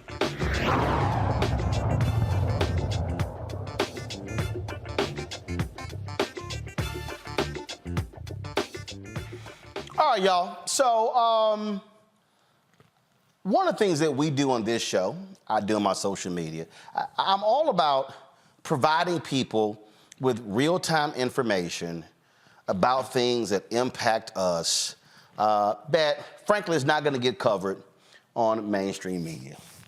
So I posted this item here. I'm trying to see, when did I post it? I posted this item here 19 hours ago. So I want you to go to my iPhone. So this is on Instagram, y'all. So I posted this on Instagram. And so this is the actual post. And so it's a statement from Vice President Kamala Harris. And it says, statement by Vice President Kamala Harris on the Federal Communications Commission's vote to adopt new rules to prevent digital discrimination. Okay? So when you actually go down here and read it, she talked about 30 million people across the country don't have access to high-speed internet. Communities of color, native communities, rural communities, and low-income households were disproportionately connected. So then when you go through here and you read this here, they talked about the investment to lower monthly plans, installing thousands of miles of fiber optic cable, okay? And it says it all here. And so she says, President Biden now understands that getting online can be a bridge to an education, good-paying job, quality health care, and engagement with a broader world. Will not stop fighting to make it easier for everyone to access affordable, high-speed internet. Today's action is another important step toward fulfilling that vision. All right, so then when you go down to the comments, and this is what I found to be quite interesting when I went down to the comments. And so you'll see, and I had to correct some folks. You know, A.J. Johnson was asking about, she says, more statements. We know she makes statements in photo ops. Please show me the more. And I said, well, in the statement, they explain the action. So you can't call it just a statement when it was a statement about the action that they took. Amanda Seals had said that this sounds like a misdirective of power to control who and how we can access the internet, what's available on apps. I said, no, this stops companies from neglecting communities. This actually happened when broadband first came out. They went to affluent communities first.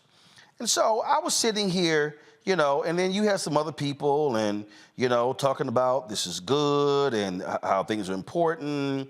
Then people like, oh, what more will citizens have to give up to have internet available for all? I don't know what the hell that even means.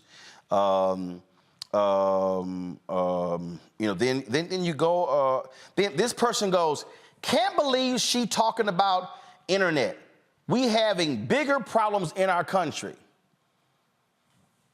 Do y'all remember during COVID when millions of black kids could not access education because they didn't have computers or internet? Do y'all remember in Montgomery, Alabama, where they had, we had the school board member on, where they were converting school buses into mobile Wi-Fi stations so kids could access the internet? Do you know how many people out there can't access job information because they don't have access to the internet? So I need the people out there who have Wi-Fi and internet to understand this ain't about you.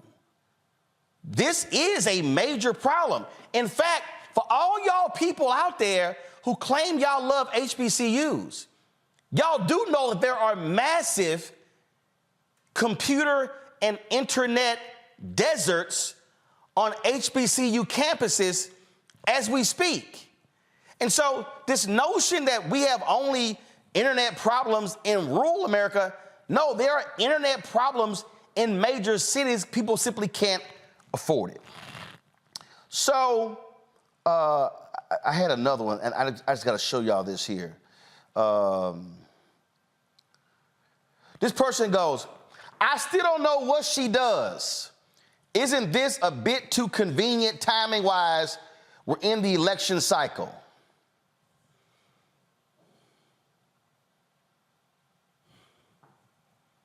I don't know what she does. I've never seen some of the, so now I love this one, y'all. Oh my God, I love this one.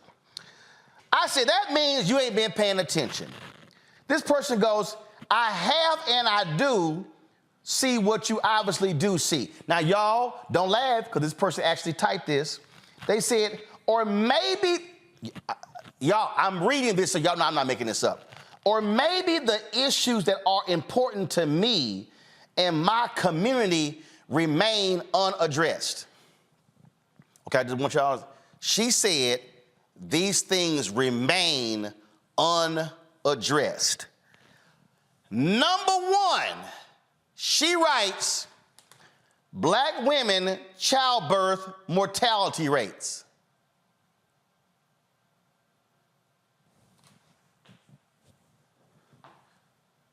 She actually wrote that. Number two, truth in education.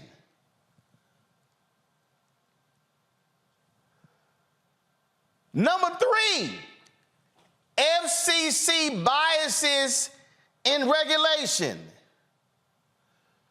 The Post is about the FCC.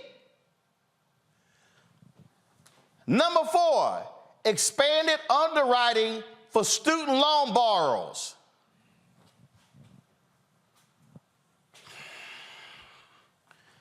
Then she wrote, and appraisal regulations for people of color.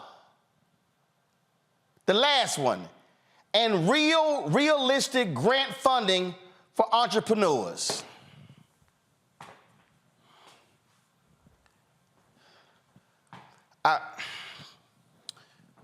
Just hold on. So y'all, I then posted this here. U.S. to spend $42 billion to make internet access universal by 2030. It was a Reuters story that was in here. Lord have mercy. This fool goes, as much as I love, let's say my mama, if she's wrong about something, that's just what it is. Kamala has not and will not do anything to benefit Black Americans specifically, and that's the problem. This internet thing is bullshit. Run us reparations. I go, this is stupid. Congress appropriates money, not the VP. Okay, hold up. Y'all, I'm not done. Because I just want y'all to understand what I deal with here. Same person goes, we are grown, your low vibrational energy speaks volumes, you are doing too much. No one over here is stupid, but if it makes you feel better as a grown woman to go around calling people stupid, okay, you are stuck on whatever you're on, and that's causing you to have a lack of understanding. No, I can actually read. You know, and so then we go over here, and then I got somebody who says, asked about the contracts, and then somebody went, why is it that, okay, hold up, I gotta find this one, y'all, because I thought this one was too funny. I love this one here. Person goes, the overall majority of the U.S. population that's black lives in urban areas which already have options when it comes to the internet. For those of us that live in rural areas, we're having to wait for 7 more years to get access to what was legislated in 1989's Cable TV Act, which provides the most connected high-speed internet access to subscribers by number. Tell us again how this benefits black people. You're not waiting. Ben, I love this one here. Seriously, if you can't afford internet, you have more pressing issues. That's a good point. Now, I love this one here. I love this one here, y'all. Roland making excuses for his homegirl. Black folks want things specific for us as requested. This internet thing includes everyone else, so this isn't something for black folks to get excited about as much if she had us in mind. Y'all, these are actually real comments. So let me go to my panel. So, I don't know who's sitting here calling me. I'm in the middle of the show, y'all. Here's the thing that's killing me, Reese. This woman said, I do pay attention, and the things are not getting addressed I care about, like black maternal health. Hasn't that been one of the biggest things that the vice president has been focusing on? Yes. Okay. Then the same woman said she's concerned about truth in education. Didn't the vice president travel to Jacksonville to light up Ron DeSantis and the Republicans for trying to get rid of black history and books in schools? Yes. Okay. The woman said her issue was about appraisals for homes. I swear I heard the vice president announce the administration's plans to deal with racism in appraisals, as well as HUD and the DOJ announcing the crackdown on redlining. Or did I just mistake that? I was there. Yes, that happened. So, and it's happening. I'm confused how somebody could say none of this stuff is being done, and I swear it happened.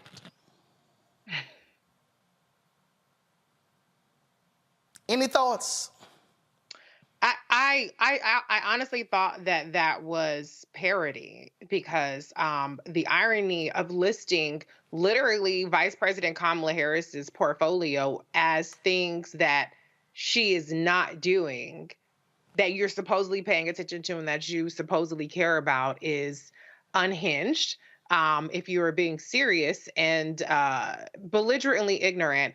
So that's why I don't take people seriously when they say that they care about certain issues, because if you care, then you would actually be engaged on the action that's been happening for years. This isn't just a matter of something that has been a flash in the pan. This is something that they have not only announced, but year after year returned to talk about the progress that's been made on appraisal biases, the progress that's been made in terms of just this week, actually, Vice President Kamala Harris announced that her initiative to expand postpartum coverage for Medicaid is now in 40 states, 40 out of 50 states for 12 months. That was not something that happened prior to Vice President Kamala Harris making Black maternal mortality a priority. And so I think part of it is obviously the way that people are targeted with disinformation, but it's also the attention span and stupidity of some people. When you have somebody like an Amanda Seales, who, rather than actually read the post to understand what it talks about,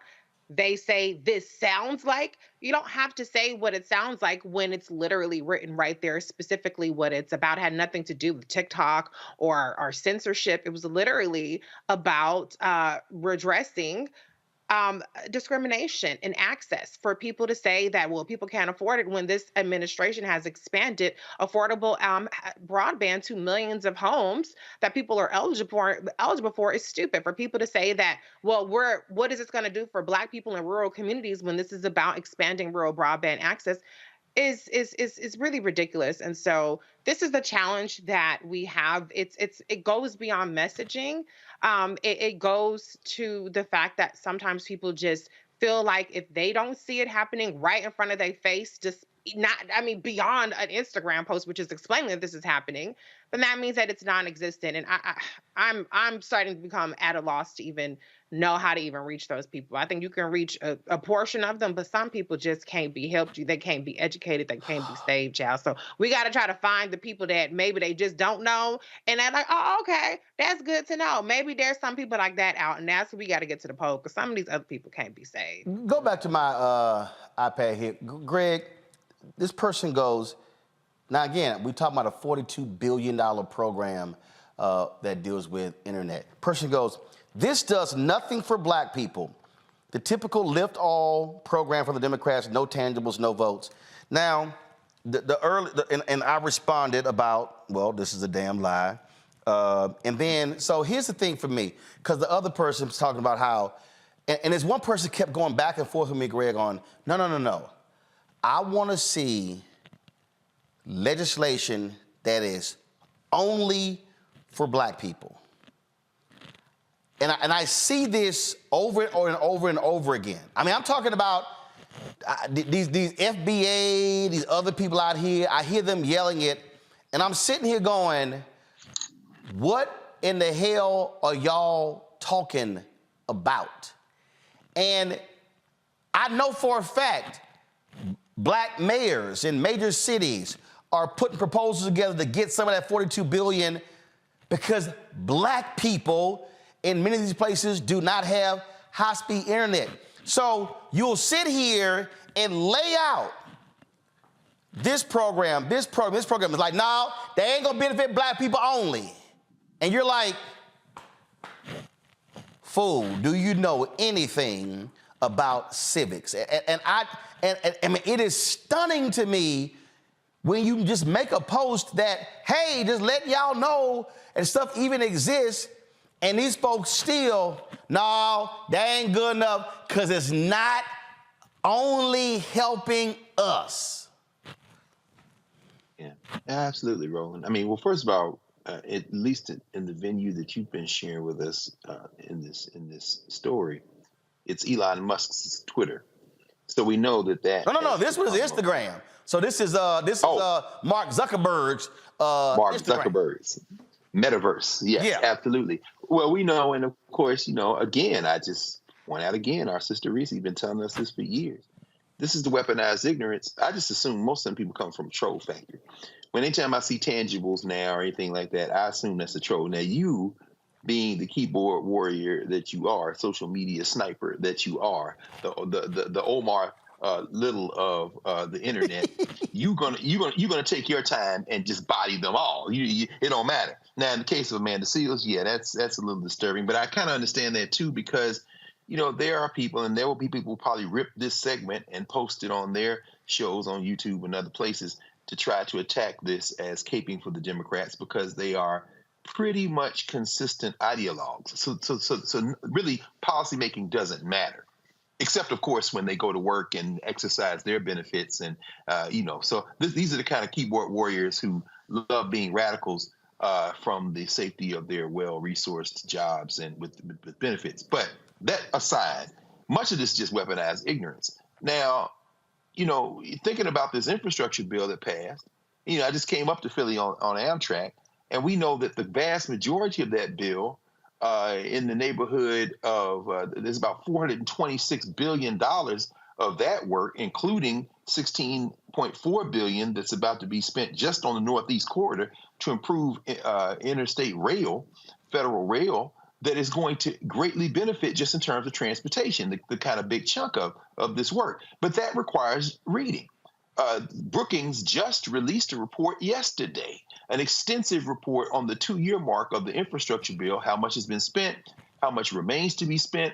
About 75% of the competitive bidding for money has not even been awarded yet, and the stuff that's been awarded has just slightly favored states that voted for Trump and now Biden in the last election. So, people just won't take time to read. Finally, as it relates directly to broadband, as you said, according to Brookings, the National Telecommunications Information Administration stood up very quickly the formulas for people to get engaged in these competitive bids. And as you just said, finally, there's about $4 billion left remaining to be distributed. But of that $41.7 billion that is formula driven or direct driven, this is why, as you say, voting matters. That stuff goes strictly and directly to the states. Now, if you don't want your money, our tax money that's going to your state, held hostage by some white nationalists in the state house or with a supermajority in the legislature that can mess this up, then you've got yourself to blame. And these Negroes who are real, who are in there fighting with you in social media, guess what? If you live in the South, don't point at the White House, point at the state house. And my only question for them is, did you vote? Then be quiet. Lauren, the reason I'm taking my time to do this is because I really love, first of all, what Greg just laid out there. So people always talk about, well, who's going to get the contracts? Well, first and foremost, fool. And I'm saying fool, and I know Cleo's always saying, Roland, you shouldn't be calling people fools, and they're frustrated, and, PTSD and all that. No, I'm saying fool because what pisses me off is on this show, we literally have a segment called Where's Our Money? And we are constantly talking about contracts and talking about taking down barriers. And the reality is what Greg is talking about, yes. The point is, do we have the firms out there that drop fiber optic cables, that do that? Y'all, beauticians and barbers can't do this, okay? They can't do it. And so when we're talking about how do we build, we literally have a segment called Marketplace that focuses on Black-owned businesses. And what just drives me crazy, and again, I want all y'all Negroes, especially Dumb Red and Kodak Black, and I can go on and on, a whole bunch of, I saw some other Azealia Banks and all y'all running around talking about Trump and checks. Let me explain to y'all, under Trump, they bundled contracts, meaning only major firms could afford to bid on them. Biden administration, because I talked to the head of the Small Business Administration. I talked to the head of the Minority Business Development Agency. They're unbundling the contracts. Because when you're small, you can't bid on a large contract. So for all y'all who thought, ooh, there were glory days when Trump was there and we were just getting them stimulus checks, you ain't gonna be getting no contracts. because they're going to bundle them back for the big donors. We can't afford to get those. This right here, Lauren, is the minutia of policy. This right here, we talk about watching how the sausage is being made versus simply eating it. This right here is what a lot of black folks are going to have to understand. There is a difference between when Democrats are in control of the House and a Bobby Scott of Virginia, congressman, is chair of the subcommittee. It's a whole lot different than when Republicans control the House and they are over the committees. So for all y'all out there talking about that $6.57 billion that went to HBCUs, oh, that didn't just happen. There was somebody who was in the chair who was making those things happen. And he was a brother, alpha brother, but he was a brother. But then they say, Lauren, did nothing get done. I ain't seen it. This has just been a waste of our vote. Yeah, you know, I certainly think people globally realize that the Republican Party is in another era, an era really that, of course, does not include the, you know, conservative Reagan era. We're out of that, and we're into something that's, you know, obviously steering close to fascism. But as somebody who was, you know, watching the David Brinkley show when I was like, you know, 10 years old and watching Bob Maynard in the panel with David Brinkley, I never considered myself a normal person. And I think in terms of the way I pay attention to politics, which is on a very minute, micro level, I've always recognized, I think we have to recognize that most people are not doing that. Most people are not living sort of a life where you're paying attention. Oh, absolutely. Absolutely. I agree with that 100%. My problem is when you actually show them the facts and you get, oh, that's bullshit. They ain't helping us. Yeah. I say that to say that, you know, we have to be, I think, always mindful of the fact that most people are not college educated in this country. Most people are not in the boule. Most people are not Greek. Most people are not, have never been in a college class. First of all, hold up. Just hold up. Just because you mentioned not in the boule. Let me just help you right there. It's 5,000 people in the boule. Right. That's it. For all y'all, I love all these Negroes be hollering, boule, boule, boule, boule. It's 5,000. Do y'all, just for all y'all folk out there who holler the boule, it's about 200,000 alphas. And you about to say Omegas, Kappas, is more Prince Hall Masons. It's 5,000 people in the boule. And it's about having a good time. But this is I get all that, Lauren. My problem is when you literally show folk and say, no, this happened. They ain't happened. How? She actually made an announcement like that. Like, it actually came out her mouth. It came out of his mouth. Well, if it ain't just for us. Like, I get that all the time. They literally want funding bills only for black people, Lauren. I get that all the time. Where our bill? And I'm like, where our hate crime bill? There's been actually three hate crime bills in history that be specifically black people. Anyway, I just... Well, the George Floyd bill actually did pass the House and, of course, was stuck in the Senate. I'm sorry, say it again? The George Floyd bill passed the House in 2021, and, of course... I'm sorry, hold up. Who was over the House then? In 2021, obviously, the president, what would you say, over the House? So, obviously, the House was controlled by Democrats. So hold on. So you telling me the George Floyd Justice Act actually passed the House? Mm-hmm. Okay. Yeah. I think the bill that everybody thinks about is the Asian hate crimes bill, which of course passed because of COVID, and we had a big spike in hate crimes against But it Asian also Americans. wasn't called the Asian hate crime bill. Yeah, I know. So if I It was get called the this out, COVID-19 Hate Act. 19 Hate Crimes Act. I know that. So it was called the COVID-19 Hate Crimes Act. And it was an absolute bullshit bill. Yeah, it focused on, of course, DOJ, and actually it focused on law enforcement. No. It focused on creating a database, and it created one job in the DOJ that lasted a year. Yeah, and Grace Meng, who is the congresswoman from Queens, Grace Meng got $30 million to sort of, for that. She got $30 million appropriated for that bill that was really funneling money into community groups that that really sort of dealt with the issue of hate crimes. Okay. Oh, stop. Hold on. Whoa. $30 million to community groups. Not $30 million to Asian groups. $30 million to a number of groups that dealt with hate crimes, correct?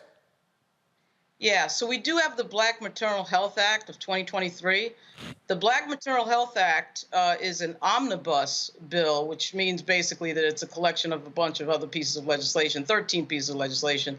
And that is a pretty bipartisan. Actually, it's not that bipartisan. It's actually Lauren Underwood and Joyce Beatty and Don Beyer and a bunch of Democratic members. They may have actually a Republican member on that. I got to check that because it's actually a big group of bills, and it is called the Black Maternal Health Act. But I do think what people are thinking about is, you know, the payment of reparations to the Japanese folks that were unfortunately interned during World War II. It's a fairly recent act that Ronald Reagan signed back in probably 1990. And so when people think about that, that was $20,000 per person who could verify that they were interned during Japanese internment, which of course was a crazy, terrible thing. Of course, the specific piece of legislation for Black people you always think about, of course, is the Civil Rights Act and the Voting Rights Act, which is very specific to Black folks. And also the bill that specifically was in the response to Black churches being burned down. Right. Then you also had the Matthew Shepard, James Byrd Hate Crime Act. And also we had something called the Never Again Education Act, which Carolyn Maloney did in 2020, which was a Holocaust education bill, which was very specific to effectively what they did was they allowed the Holocaust Museum, which is in Washington, is an incredible Holocaust museum in Washington, for them to direct certain monies to educational programs for the Holocaust. So that was like some very specific things to specific groups. But, you know, if we had a Congress, obviously, it was controlled by the Democrats, particularly in the Senate. Senate is running so close. Usually when last time Democrats controlled the House, it was by less than 10 members. But if you had, you know, a few more Democrats in the Senate, you'd probably get something passed like the Black Maternal Health Act. That's a major piece. Right. I mean, but I want people to understand, Reese, that there are bills that are passed in Congress. There are billions and billions of dollars that Black people can access. It does not have to say Black Internet Bill. I mean, apparently it does. I mean, if you see an ice cream truck and they're giving out free ice cream, are you going to be like, oh, it's white people in line? That ain't just for Black people. No, you're going to get your ass in line. You're going to get you some free ice cream, right? Like, hello?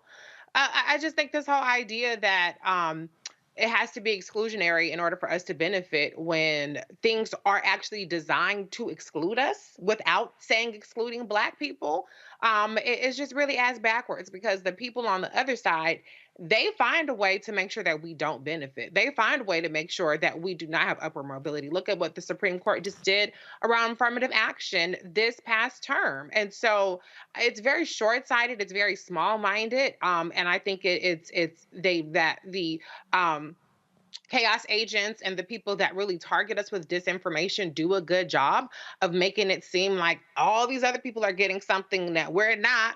as well as convincing us that if we're not the only ones to get it, it doesn't count. And I just think it's very detrimental for the Black community, because what it serves to do is it serves to keep people disengaged, disillusioned, and then that obviously benefits one party significantly more than the other. And so there are people who revel in being belligerently ignorant. People don't just say, oh, I don't know nothing about that anymore. People will look you dead in your face and tell you that something is happening as you are explaining to them that it's happening. And those are the people that are just energy drains.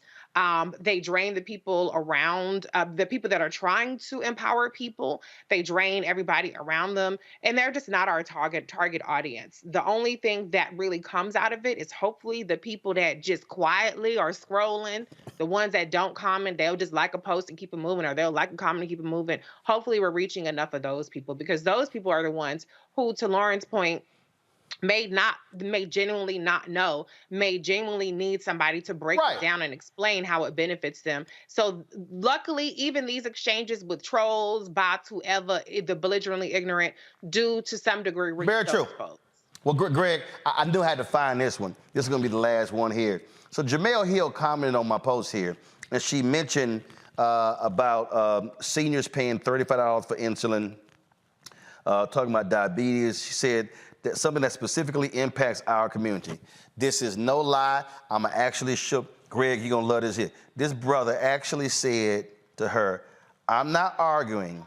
I'm saying they've done nothing specific for Black Americans. If things disproportionately hurt us, then a universal policy doesn't correct the disproportion. Greg, you're going to love this one here. We would need specific policy to do that. This fool actually said, diabetes does not specifically impact our community. That would mean we're the only ones who get it, which just isn't true. So basically he's saying capping insulin at $35 don't mean nothing, because Black people, we don't specifically get diabetes.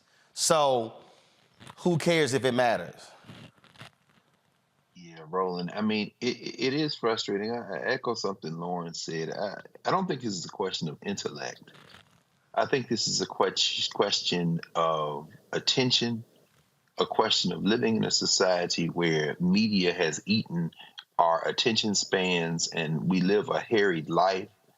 I hope what that person meant was that the capping of insulin, capping of insulin does not remedy a condition that is exclusive to Black people. I'm being charitable in that reading. No, that ain't what he said. He was like, well, no, that don't what count, he said, but because it don't specifically impact us. No. I agree. I understand. I'm just reason I'm saying that is because, you know, and you know this, I mean, in all of your years before you even got into journalism, of course, growing up and then going to school as a journalist, writing for a living, editing for a living, you know, the American populace generally just didn't have a felicity with language. There's a sloppiness at every level in every valence, quite frankly. And I don't want to get too deep into that. Well, I guess what I'm really trying to get down to is this. You know, Justin Jones was in D.C. the other day for the Democracy Summit, the thing that Nicole Hannah-Jones does at Howard. And one of the things that he said was that in these southern states, what you see is these white nationalists really pass legislation at the state level that they're going to try to nationalize. And of course, that's no secret what he's saying. But when you don't participate in the political process as it exists, not the one we wish we had, I'm absolutely not only sympathetic to, but in full agreement with the socialists, even the communists who say, you know, universal health care, universal basic income, things that the Republicans used to support decades ago. And then Martin Luther King talked about, as you remind us over and over again in books like Where Do We Go From Here? But that's not the system we have today.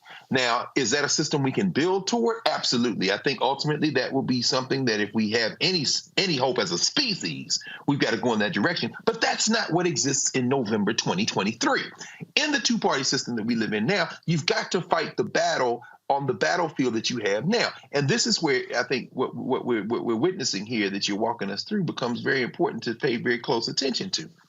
When you don't engage in the political process, even in a state like Mississippi, where you have at least 40% black folk, and Elvis Presley's second cousin made the best showing a Democrat has made since 1999, but still couldn't win. And I'm taking that with a caveat, realizing that they set him up to run out of ballots in Hinds County and Jackson, this kind of thing. When you don't participate in Louisiana, where at least a third of the people there are black, when you don't engage in the political process in Alabama or Tennessee, then you can't expect things that will not only intervene to improve everyone's life and make it better, you can't expect those things to happen. I'll end with this. You know, there are people who wish black people all of the hell in the world who live in the United States. But I'm going to say this, and it may be a little unsettling for some people.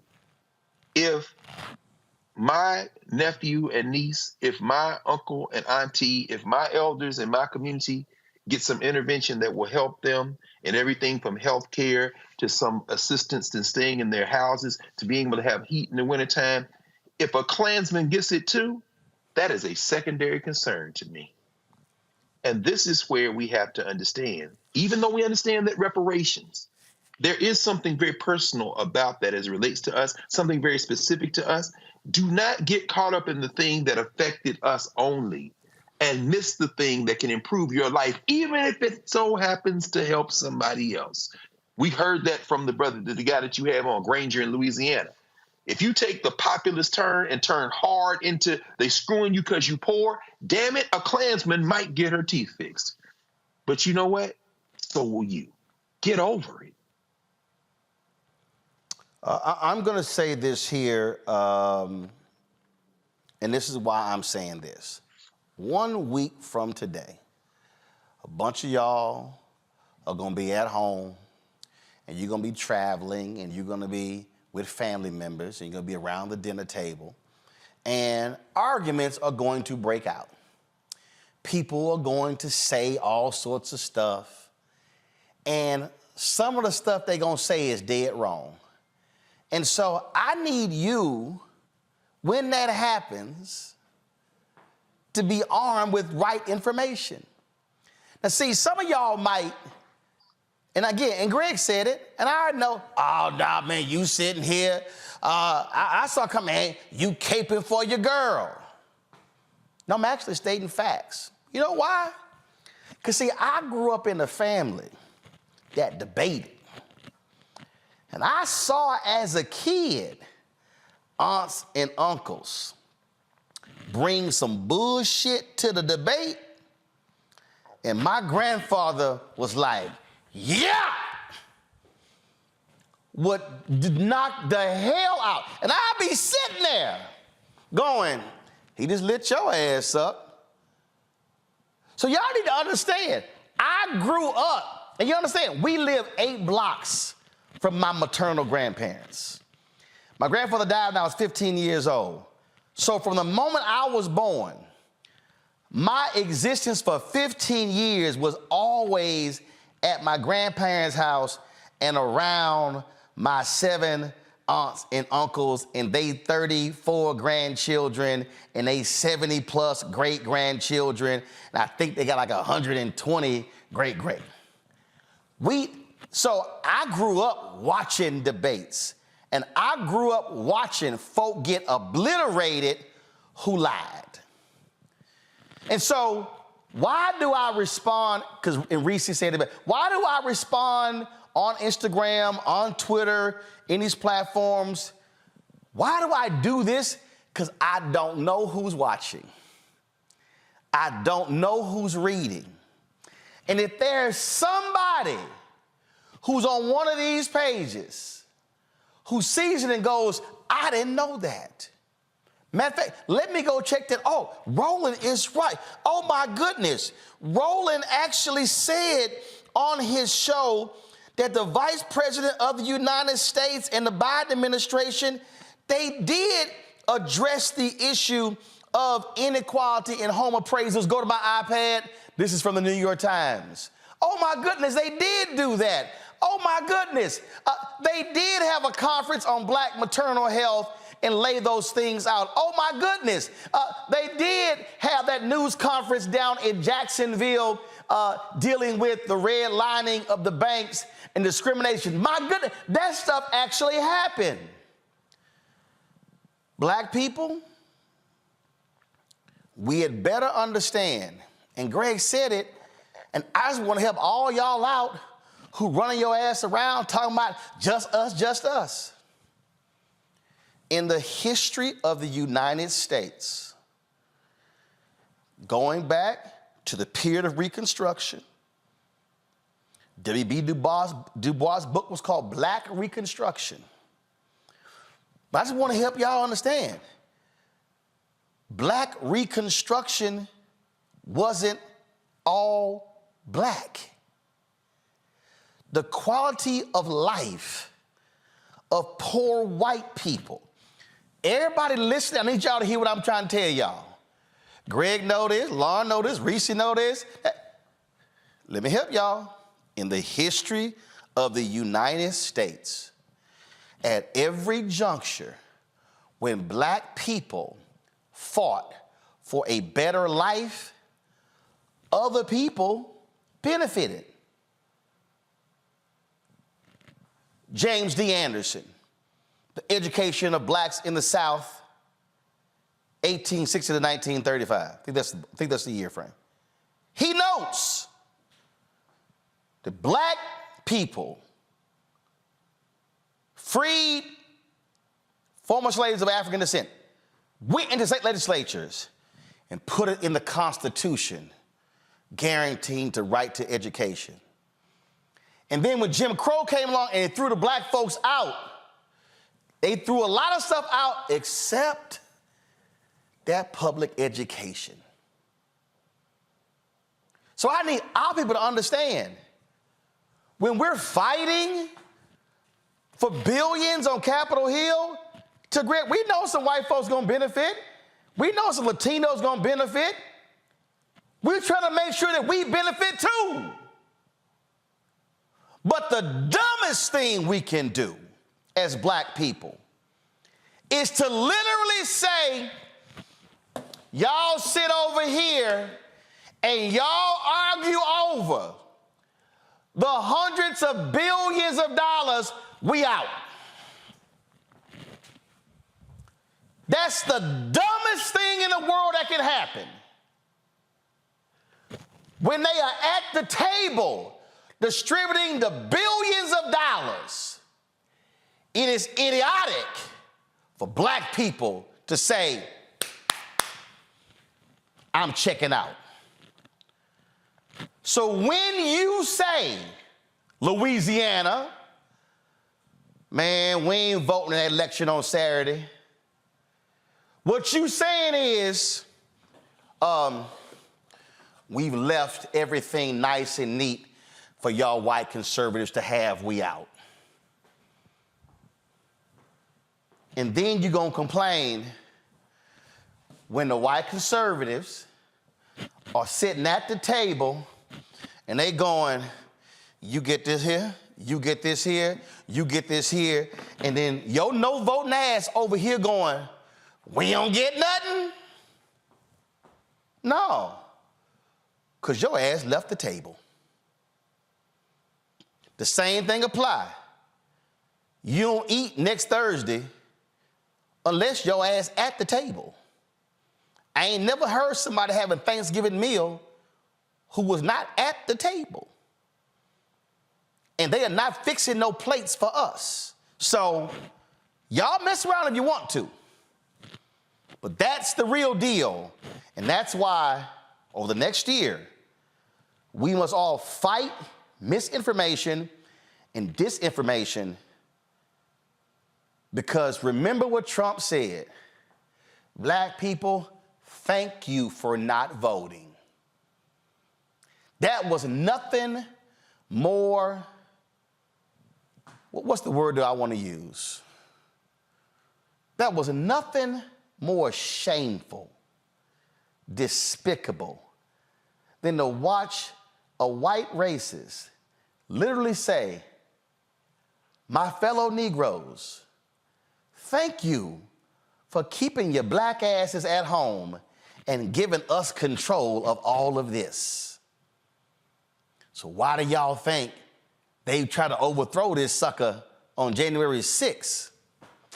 Because a lot of us showed up. And he wasn't thanking us in 2020. Final comments, Lauren, you first.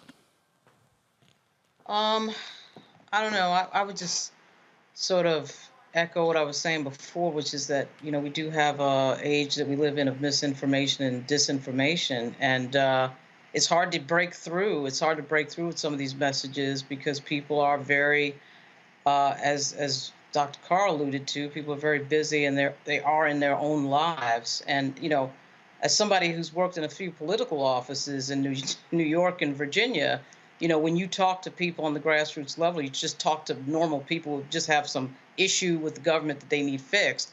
And it might just be an unemployment check or something that's missing or a veterans payment, something, whatever it is. You know, people are not as micro focused as like me and my friends are in the echo chamber of the media. And so it just presents a very difficult challenge when you try to let people know what their government is doing.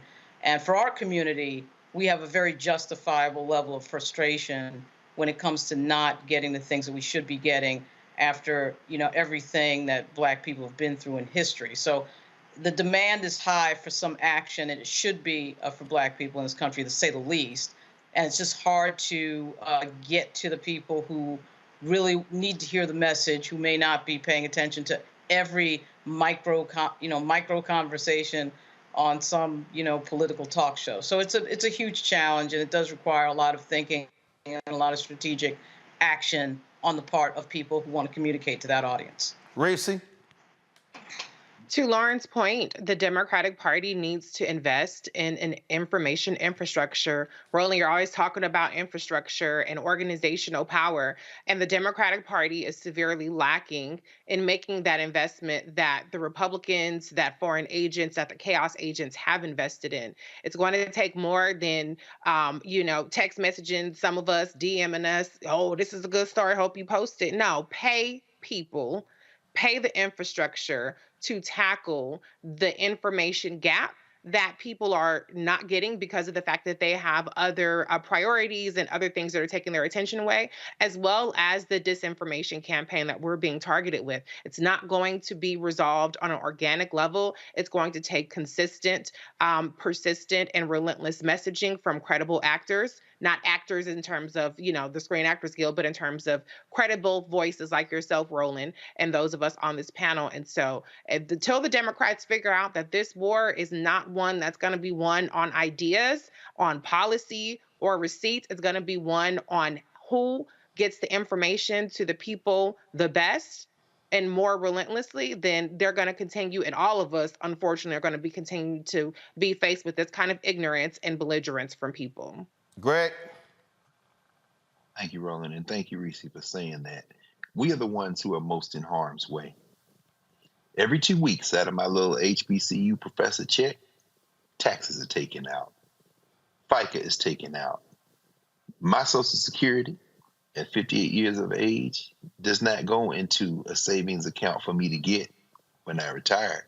It's going to pay the people who are now have worked all their lives who are getting it now. There are open white nationalists in the federal legislature. Christian fascist nationalists like Johnson, the Speaker of the House, who would love nothing more than to eviscerate Social Security for the people who are getting the money that I pay into it now, and for me in the future if I live that long. Cassidy Hutchinson, a nice young white woman in the White House, now making millions of dollars off of a book because she suddenly has a change of heart and conscience, was in the damn White House when my tax money was used to gas protesters right there in front of the White House in the summer of 2020, when my tax money was used to pay for all types of fascists like Stephen Miller, who has a white fever dream of getting rid of all of us. And if Donald Trump gets back in the White House, he has already said a few days ago that they're going to deport people by the millions and put them in the equivalent of camps, of prisons, open air prisons, like Gaza. But the point is this. If that's not enough to make you say, let me get involved, then quite frankly, you're not just putting yourself in harm's way. You put my family in harm's way. You putting Lauren and Reese's family, you putting Roland's family in harm's way. You putting all the rest of our family in harm's way. And that means as much as well-meaning and as frustrated as you are, as Lauren says, you're an enemy of yourself, not just us. Are you really going to commit that kind of suicide while these white folk take your tax money and laugh it off and then get past it and act like they have a change of heart and make a few million more dollars? That should infuriate you. And if that doesn't infuriate you, then you should look in the mirror and ask yourself what does. Folks, I'm telling you what we're going to do. We're going to keep doing this. We're going to keep telling y'all what the real deal is. We're going to tell you when I think when Biden and Harris screw up. We're going to tell you when they do something right. And we're going to tell you when Congress is also doing things to benefit us. But I'm telling y'all right now, and I'm giving you this warning sign, a year from now, and I'm telling you, mark it, if Donald Trump and these Republican zealots control the White House, control the House, and the Senate, if you think you saw crazy during his 4 years, and if you thought you saw crazy this past week with these fools, you do not want to see if they have the trifecta in D.C., because it's going to look like Florida, Mississippi, Tennessee, Alabama, Texas. Tell me how that's gone for black folks. Lauren, Greg, Reese, I appreciate y'all being on today's show. Thank you so very much. Greg and Reese, hate y'all missed the party on Tuesday. We had a we had a good time. Reese, there's still a bunch of alcohol left you want to drink, so let us know. You've been busy going to concerts all over the place. Yeah. Oh no. Yeah. Well, yeah. My hubby had a town. He's a commissioner. He's an elected official. That's why I believe in voting, child, because he's a politician. So I unfortunately was, I couldn't make the party, get my drink on. But happy belated birthday, Roland. I'm gonna get some of that liquor. Yeah, I know you. You gonna slide by, and Greg, we still got the shirt here. So when you come on by, I gotta bring you a gift. Get your Tennessee State shirt, so come on by. Lauren dropped by.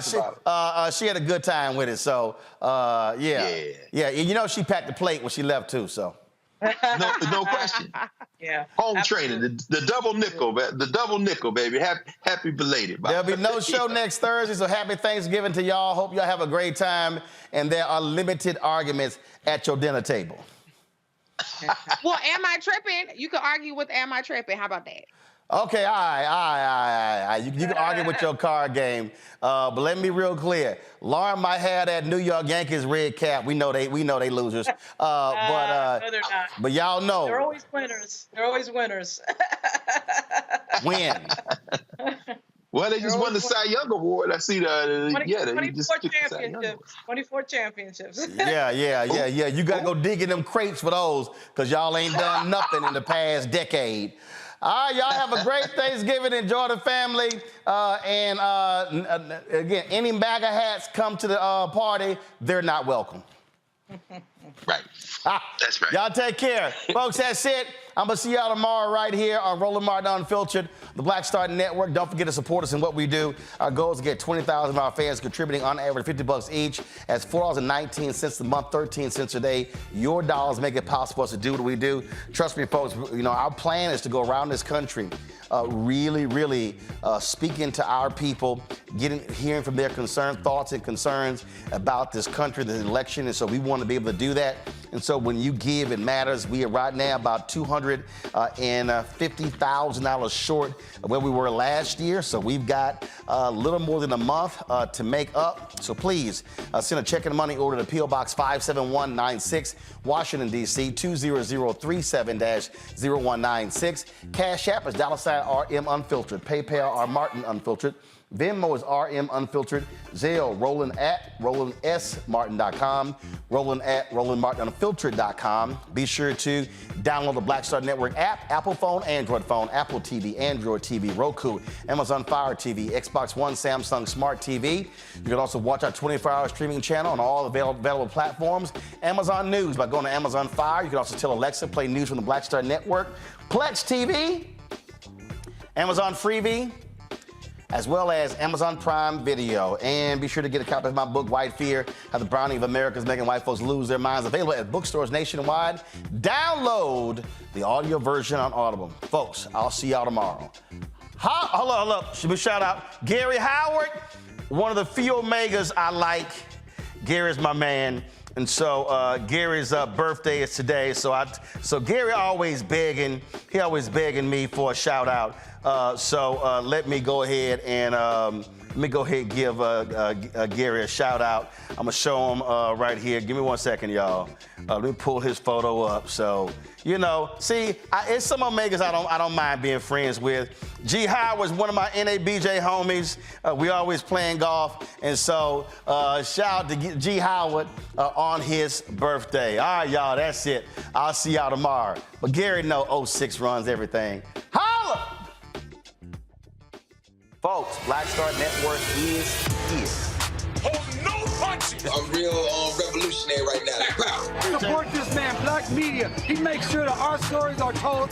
Thank you for being the voice of Black America, Roland. Stay black. I love y'all. All momentum we have now, we have to keep this going. The video looks phenomenal. See, this difference between Black Star Network and Black-owned media and something like CNN. You can't be Black-owned media and be scared. It's time to be smart. Bring your eyeballs home. You dig?